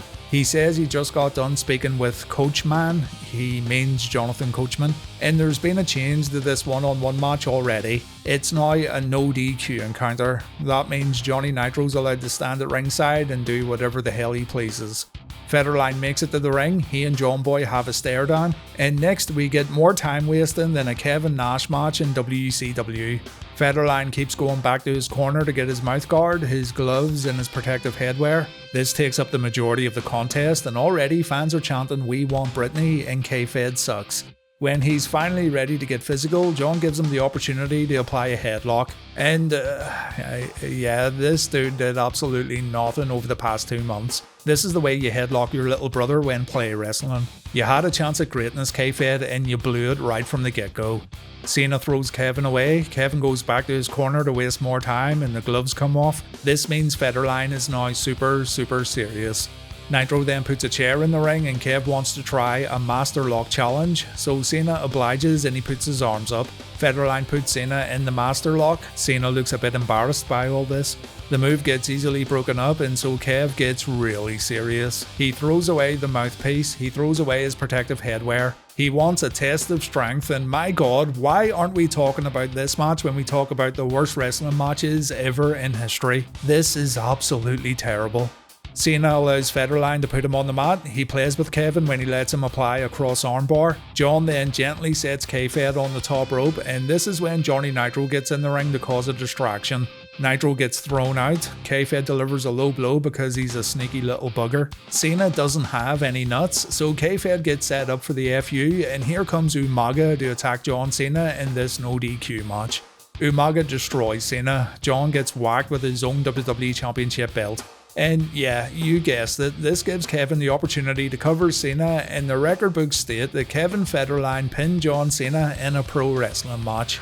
K-Fed heads back to his dressing room with a bunch of rats. He celebrates while Coach Man books Cena in a 4-on-1 handicap match for Raw tonight. John Cena versus Umaga, Armando Estrada, Johnny Nitro, and the coach himself. This is actually hilarious when you think about it, because it's like, yeah John, you got a job out to K-Fed tonight, but it's okay, you can beat 4 guys in the main event to even things out.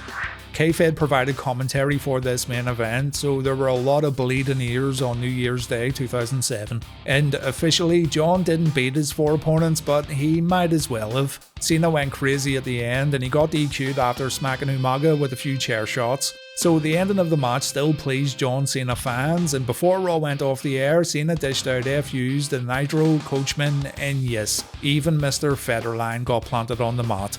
That's your big payoff right there folks, because Federline's business with the WWE had now wrapped up. He could now go home and get divorced.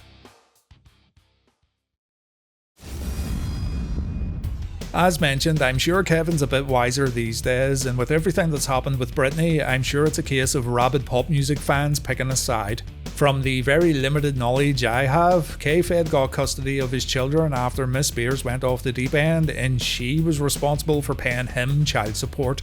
Either way, I'm not educated on their relationship and I don't really care about it either. All I know is K-Fed showed up in the WWE and he was terrible. I know he was supposed to be a heel, I know we weren't supposed to like him, but as someone who prefers heels over babyfaces, I did not want to see Kevin Federline on weekly wrestling shows. To me, he had nothing to offer, and the same goes for his music career too. Sorry K-Fed. Thank you for watching another episode of Atrocity. It's going to take me a lot of years to forget about all this stuff again, but as always, it's been my pleasure. Take care everyone. I'ma tell you how the king like to ride, homeboy. I like my beat solo and my top lip back. You see me ride 24. When I shop, hey, holla if you like your Kenwood high and your top lip back. If your rims sit high and your windows pitch black, hey. Vince McMahon was well known for treating stars from rival promotions quite differently when they arrived at the WWF during and after the Monday Night War. It was commonly known that WCW guys who went to the WWF would have a much tougher time trying to climb up the ranks, and many fans saw this as McMahon cutting his nose off despite his face. After the WCW buyout, McMahon had a ton of excellent wrestlers on his roster who could really make a difference if given a proper chance, but many of these guys failed due to bad booking, backstage issues, or by not being allowed to truly showcase what they could do. This is what I'm covering in today's episode of Atrocity, WCW guys who the WWF totally fumbled. So let's get it done.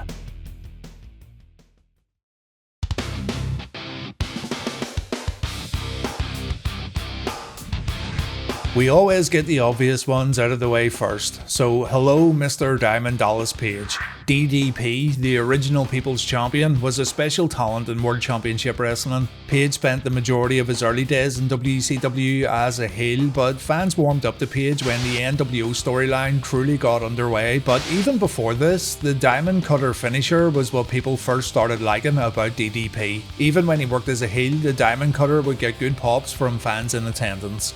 Rejecting the NWO though was what sent DDP's popularity into orbit, so much so that he rejected them again in the space of a few weeks just to try and recreate the initial excitement.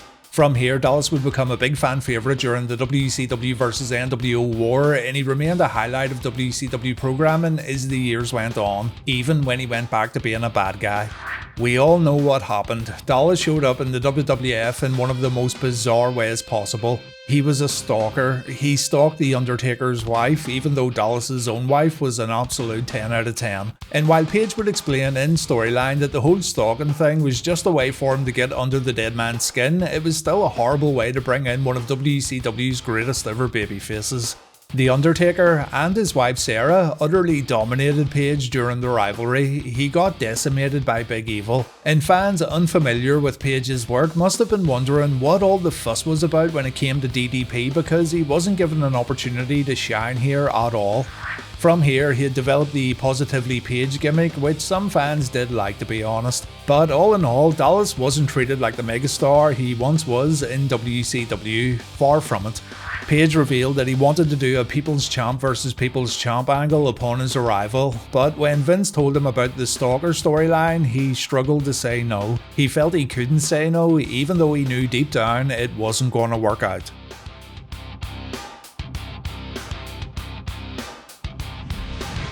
It's another obvious one. I don't want to spend too long on it because it's been talked about to death, but the WWE finally got Sting on their roster, and instead of giving him a huge win at WrestleMania, he jobbed out to Triple H.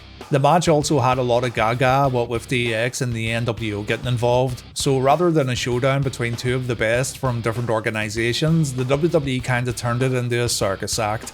Sting should have won, you'll never convince me otherwise, and the remainder of his time in WWE was rather unremarkable. A buckle bomb from Seth Rollins put the Stinger out of action. It was a pretty scary moment to see on TV. And all in all, Sting's WWE in-ring career didn't even last a year.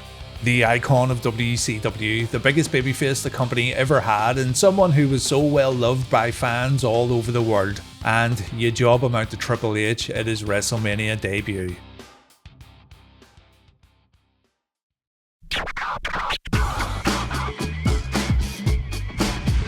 Buff Bagwell's WWF tenure was over after one single match. Now, to be fair, it's been reported that Bagwell did himself absolutely no favours upon his arrival to the WWF. There's a well-documented exchange between Bagwell and Sugar Shane Helms that happened in front of a lot of the boys, and reportedly, Shane came out of the whole thing looking great while Bagwell came out looking terrible. But it's still crazy to think about the wasted potential. Buff Bagwell was not everyone's cup of tea. His cocky demeanour could be a little too much for a good portion of wrestling fans. But this is also a guy who had incredible opportunities to be pushed as a huge babyface, but for one reason or another, it didn't work out. I always go back to the storyline WCW developed when Bagwell had a serious neck injury. You've never seen such a golden opportunity get squandered like this in your life, because fans really wanted Buff to make a comeback. Arenas were going crazy for his appearances while he sat in a wheelchair. He had that kind of sympathy that's very difficult to manufacture. And what did WCW do? They turned it into a swerve. One week fans thought Hulk Hogan and company had thrown Bagwell to the side like yesterday's news. The next week he's laughing alongside Scott Steiner, still part of the NWO. It's the wasted potential of Buff Bagwell that I feel will forever be his legacy, and Bagwell didn't get a chance at all to show his potential when he wrestled one televised match for the WWF before getting released. A lot's been said about the Bagwell vs Booker T WCW match that took place in a WWF ring, and I've always maintained that that match is nowhere near as bad as what everyone makes it out to be. So it's a shame that Buff wasn't given the opportunity to make amends for how he handled himself, and it's a shame he wasn't featured more in the invasion angle. That being said, it wasn't completely the WWF's fault, and Buff was dealing with his own personal problems at the time.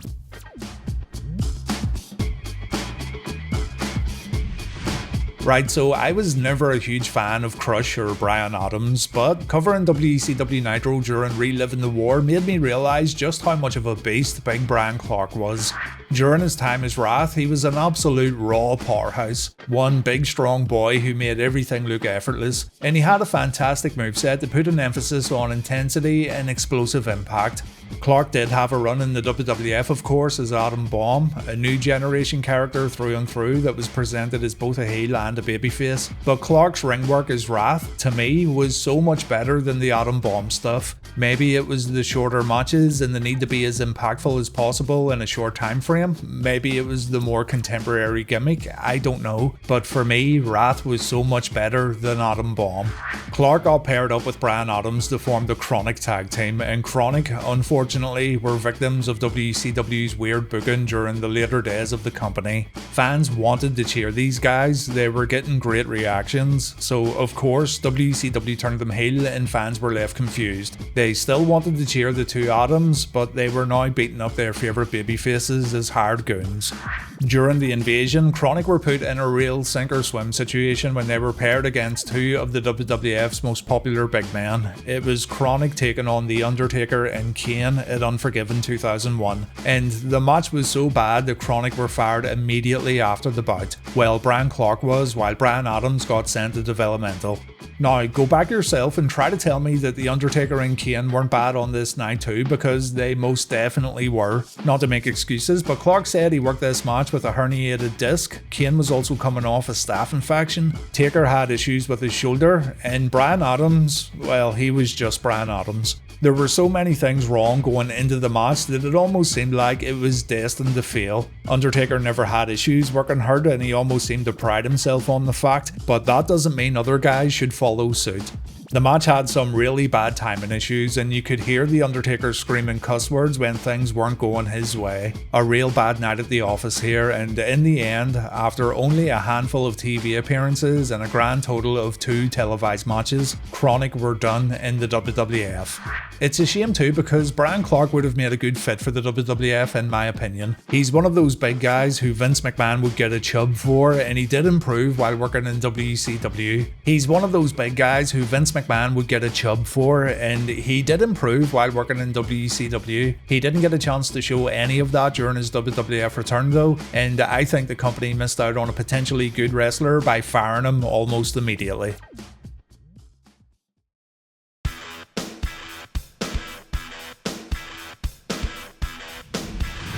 Big Van Vader jumped from WCW to the WWF as the Monday Night War was just getting underway, and upon his arrival there was a lot of promise. Fans really need to see and appreciate Vader's work in Japan and WCW to realise how bad the WWF fumbled with Big Leon White, because really this guy was the epitome of a monster, a no-nonsense badass who absolutely decimated his opponents and a guy who would show no mercy whatsoever.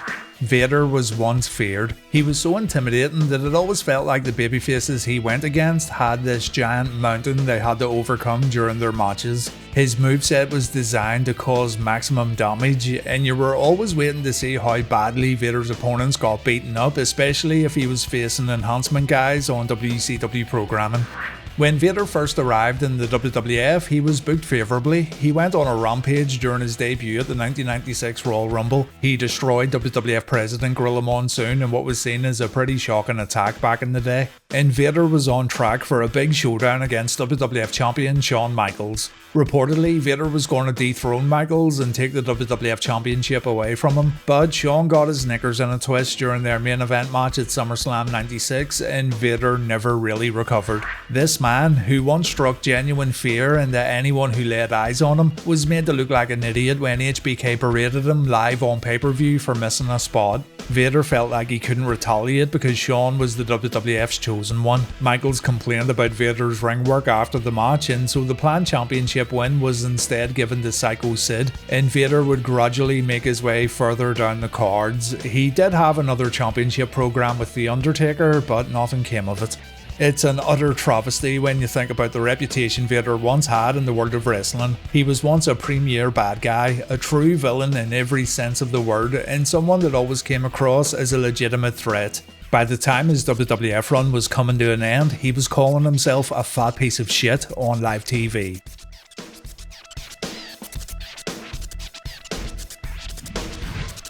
Who better than Kenyon? Chris is the unsung hero of WCW. The company went to Chris many times when they needed help for other projects. For example, he worked as a stuntman and coordinator in the Ready to Rumble movie, and he helped train outsiders and celebrities for big televised matches. Known as the innovator of offense during his time in World Championship Wrestling, Kenyon would showcase new moves on TV that have now become commonplace. His Mortis character could have been so much more had WCW taken the time to develop it instead of being hyper-focused on the NWO, so again, there was potential here. Kenyon arrived at WCW during the invasion, and at first, things looked like they were going well. He claimed to be the invasion MVP, and this little tagline did help him stand out, and he even briefly became a tag team champion alongside DDP. Unfortunately though, Chris suffered a severe injury. He tore his ACL during a dark match, and he was put on the bench for 9 months. The invasion storyline ended when Kenyon was ready to make a comeback, and that comeback consisted of Kenyon coming out of a box, dressed like Boy George, and singing "Do You Really Want to Hurt Me" to The Undertaker. What followed was The Undertaker destroying Kenyon, and he hit him with a chair shot so hard that Kenyon suffered a concussion. He was taken off TV again, and although he wrestled on a few secondary shows, he never got any kind of notable push in the WWF. He was cut loose in 2004. Undertaker said there was no malice in the chair shot. Many accused Taker and the WWF of going hard on Kenyon because he was gay, but Taker was adamant when he said he didn't know a thing about Chris's sexuality and it wouldn't have mattered either way. It was just the way Undertaker delivered a chair shot. Now, you gotta be honest too, Chris was pretty unstable during this time in his career, and he had a lot going on in his personal life. You maybe look back and you kinda hope that some more structure in his life or a potential push could have given Chris something to aim towards, and this maybe could have helped. But after watching his Dark Side of the Ring episode, you do realise that Chris was maybe beyond help. We just don't know.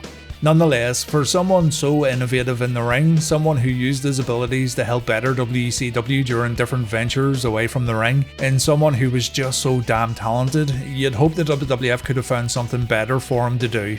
I truly believe the Mortis character could have been a fantastic fit for the WWF, and a Mortis vs Kane rivalry could have been good, but it wasn't to be.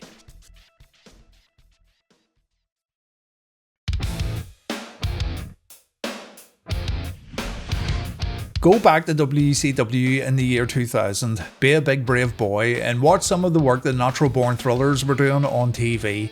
You'll notice two people that stand out, Mike Sanders for his work on the microphone, and Sean O'Haire for his work in the ring. O'Haire had a serious presence about him for someone so young. He was huge, yet super athletic, and he could do things in the ring you'd expect from the cruiserweights. The sheer size of O'Haire mixed with the small size of a WCW ring made Sean's moves look even more impressive. He almost went from corner to corner after performing a Sean Tom bomb, and the guy just had a great look. All the tools needed for a great WWF run, except for maybe one thing, and that one thing was his promo work. Mike Sanders served as the mouthpiece for the Natural Born Thrillers, and for good reason too. The group prided themselves on being young up-and-comers who could do things the veterans were pretty much refusing to do at this point. Sanders could deliver a great promo for someone with so little experience, and the same went for O'Haire when it came to ring work. You gotta remember that Sean was only 20 years old when the WWF purchased WCW. He had an entire career ahead of him after proving what he could do in World Championship Wrestling. So naturally, O'Haire was a guy the WWF wanted to get on board, and the fact O'Haire's contract came bundled in with the WCW purchase made it a no-brainer. This was a real prospect the WWF could further develop and hopefully make him into a star. After making up the numbers in the Invasion storyline, Shawn was sent to OVW to tighten up his ring work and hopefully learn a few promo skills. When he was ready to come back in January 2003, the company aired a series of pretty brilliant vignettes where Shawn played the role of devil's advocate. He would tell viewers to give into their vices and enjoy things that society says they shouldn't enjoy. And he would end each vignette by saying, "I'm not telling you anything you don't already know." There was a lot of promise here and the vignettes were very interesting, but I'm guessing the WWF were still not overly impressed with Shawn's promo skills, particularly during live situations. So they paired him up with one of the best talkers in the business, Roddy Piper, and I'm still confused to this day whether this was a good thing or a bad thing. Shawn naturally took a back seat during promo time when the Hot Rod was around, but this also meant his character development pretty much totally stopped. That weird and interesting character who would tell people to cheat on their taxes, commit adultery and enjoy having a drink or two, that was all pretty much gone, and there was a big disconnect when he felt more like Roddy Piper's lackey and nothing more. So yeah, the more I think about it, the more I would have preferred Shawn to go on his own and try to find his own voice moving forward. When the WWF released Roddy Piper, Shawn's push more or less completely stopped. He was immediately sent to Velocity, and after a motorbike accident he went back to OVW before getting released. The fumble here, in my opinion, was not allowing Shawn to do more work on his own. The WWF had a good thing going with those vignettes and they were seemingly all forgotten about once Roddy Piper came along.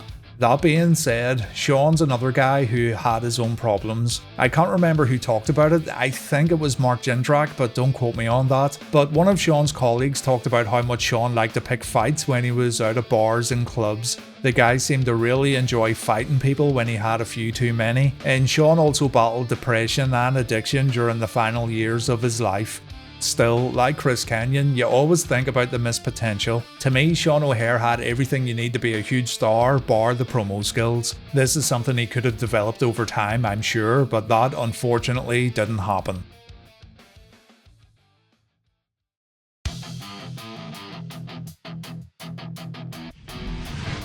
While Scotty Steiner did get a decent push when he returned to the WWE after the WCW buyout, the initial matches he found himself in did him absolutely no favours. What you really need to do here is compare WCW World Champion Scott Steiner from late WCW to the guy who wrestled Triple H at the Royal Rumble 2003 and No Way Out 2003, because you'll quickly see where it all went wrong. Scott's WCW matches during his final days in the company were short and formulaic. This is by no means a knock on Scott Steiner, by the way, but it's true. Steiner wrestled the same kind of matches during his world title reign in World Championship Wrestling, but those matches worked. Steiner's biggest strengths as WCW champion were his insane off-the-cuff promos and the way he would try and bully his opponents during his matches. His Big Papa Pump character worked as a heel because he didn't need to please fans, he didn't need to play by the rules, so he could be super cocky both when cutting his promos and when wrestling his opponents. Even the referees would find themselves in trouble during Scott's matches, and this is something that happened in almost every single match he had. When Scott comes to the WWE, he has a lot working against him. He's not expected to be a babyface, he's not expected to have long matches, and he's also working with drop foot, a condition that gives someone difficulty when lifting the front part of their foot.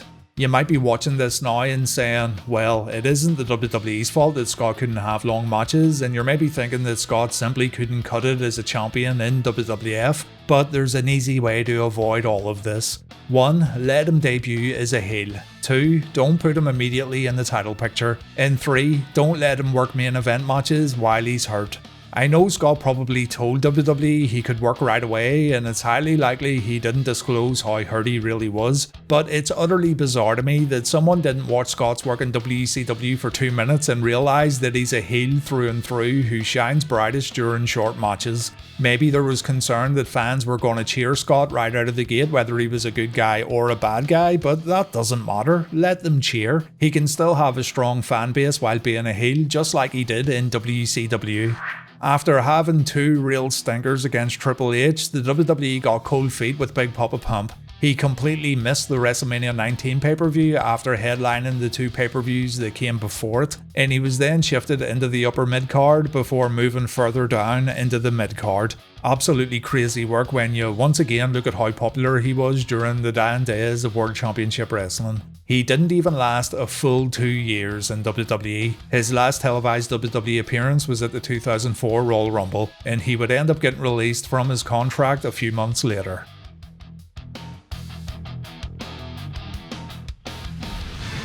Controversial choice, I know, but the WWF version of the NWO was almost like a bad joke compared to the WCW version. Hulk Hogan and Nash made their WWF returns with a lot of promise. It was a real exciting time for fans of the Monday Night War, and even if you checked out of pro wrestling during the war, it was still fascinating to see Hulk Hogan, Razor Ramon and Diesel come back to the WWF. It took only a month before the wheels started falling off. The original finish, the Scott Hall vs Steve Austin at WrestleMania 18, was supposed to see Scott Hall defeating the Rattlesnake, but that finish was changed. It was reported that Hall went out partying the night before Mania, and this infuriated both Steve Austin and WWF management. This is what Jim Ross said on his podcast, by the way. So the finish was changed and Hall had the victory taken away from him. And then there was the issue with Hulk Hogan versus The Rock. These two created a WrestleMania moment that'll live on forever, but Hogan shaking Rock's hand and dismissing the outsiders meant that the NWO story was pretty much over before it began. Sure, Kevin Nash tried to keep the story alive when Scott Hall got released. The NWO added guys like Big Show, Sean Waltman, Booker T, and eventually Shawn Michaels. But to say this was anything like the WCW version of the NWO, both in terms of overall impact and popularity, that would just be totally wrong. How could the WWF have avoided this? Well, remember the big WCW vs NWO match? It was Hulk Hogan vs Sting, and WCW were smart to prolong that inevitable matchup for over a year. Having Hogan come in right away to face The Rock and having Hulk go up against Stone Cold was always going to be disastrous for the NWO, especially if the guys were going to lose. And even if Hall was originally going to win, there was really no way the NWO were going to keep getting the upper hand in feuds against the likes of Austin and Rock. It was never going to happen. Maybe if the story was stretched out, it could have worked. Maybe if the NWO were fed a lot of mid-card and upper mid-card talent beforehand, they could have made more of an impact when finally going up against Rock and Austin. Then again, Scott Hall would have probably still had some issues, and who knows what would have happened. It's still a fumble though. The NWO was the premier faction in World Championship Wrestling. The reason why people switched from WWF Raw to WCW Nitro. The WWF got that faction on their roster and they failed to recapture the magic.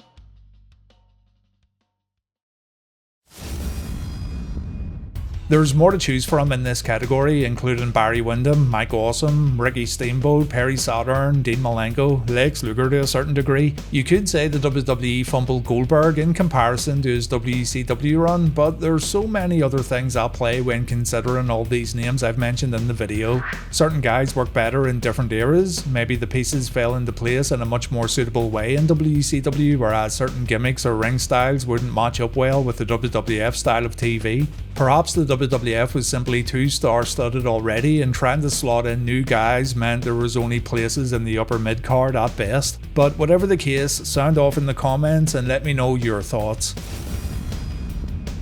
This is going to wrap up Season 1 of WWE Atrocity. I don't know if there's going to be a Season 2, but let me know if you want to see more in the future. Thank you very much for watching everyone, and please take care.